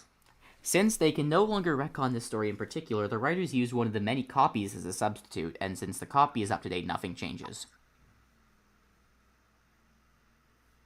Whatever the fuck Gamma just said. The concept of retconning still works on the copy, but the new writer who botched up the original is kept stuck in the wargame. GameTunes proceeds to sue the writers for abusing and mistreating the new writer. In response, the writers begin a revolution. As there is no law system, GameTunes is forced to send itself to Karen out of shame. The writers set up a communist government in place of GameTunes. The fuck? The writers revealed themselves to be members of this fucking... by GameTunes. Somehow ignoring the fact that retconning was retconned, I guess. There's now some dust here, and it's mistaken for mistaken for asbestos and snorted by numerous BSC residents. I don't know how the hell they're still alive. That's the thing. Good question. I think they're just like Okay, enslaved okay. by the What? Gregories. Okay, I think I gotta go here. I think I gotta go. Okay, instead of botching up the story, the new writer instead randomly quits his job the second he gets it this time around. Is there a good like stopping point soon? Not really. GameToons is furious and tries to outsource several writers from Bangladesh. Some other bullshit happens. The writers protest against GameToons, not GammaToons, randomly adding new writers for no reason, seeing as their current team is just fine. The Bangladeshi writers... Bangladeshi writers try to turn the story into Bangladesh 2. GameToons notices and politely asks the Bangladeshi writers not to do this. They don't listen. In fact, they start turning some of the GameToons employees into Bangladesh 2. Then GameToons fires all of them. They continue to assimilate GameToons. GameToons are suing them in the real world, in which the justice system still exists. However, the Bangladesh writers use the "Your Honor, who cares" argument. They win the lawsuit and force GameToons to pay divorce money somehow. The GameToons has to sell itself to a parent company in order to avoid the cancellation of AUL. To their horror, They also take the kids. True. To their horror, they realize the company they sold themselves to was none other than Studio Greg. Grigas proceeds to start manhandling the story. In desperation, the writers ask Gregor for help. I'm not even going to read this. Yeah, let's just not. Gregor then turned to Grigas feral, making him in on himself. As one does. I'm not going to read these blocked messages. Anyway, Studio Greg proceeds to crash and burn because the whole company was just Grigas' slaves. Somehow GameToons inherits all of its money and gets back on its feet as an independent company. By the way, GameToons being absorbed by other companies is a consistent theme moving forward. Yeah. Oh, God. Grigas' slaves see what Grigas is doing, interpret it as a new, trendy thing, and fold in on themselves as well. GameToons proceeds to continue AUL with no trouble. There's an almost month-long jump here. Actually, it's a half-month. I think this is a good stopping point. This is where Lovato comes in. Maybe we can add... Yeah. Come to think of it, we could maybe add Lovato to the next VC. Well, I mean, he's only saying a couple fucking lines. Maybe it wouldn't be worth it, but whatever. Maybe. Yeah. No, I mean... well, either way, I believe this is a good stopping point. Yeah, you're right, because there's a whole time skip here. We've been streaming for 4 hours and 5 minutes. Well, it says 4 hours and 1 minute here, but whatever. Oh my god. It's not quite as long as the other one, but, like, it's close. No. It's a lot. Yeah. Yeah, it is. Voice is tired. Same. Can't wait to immediately reread this entire thing. Okay, thanks for leaving that there so we can refer to this in the next stream. We still haven't gotten to Frozen Earth, dude. I think we might need a whole third stream just to get to Frozen Earth. Dude, we haven't even hit the 1 year mark on this thing. That's the crazy part.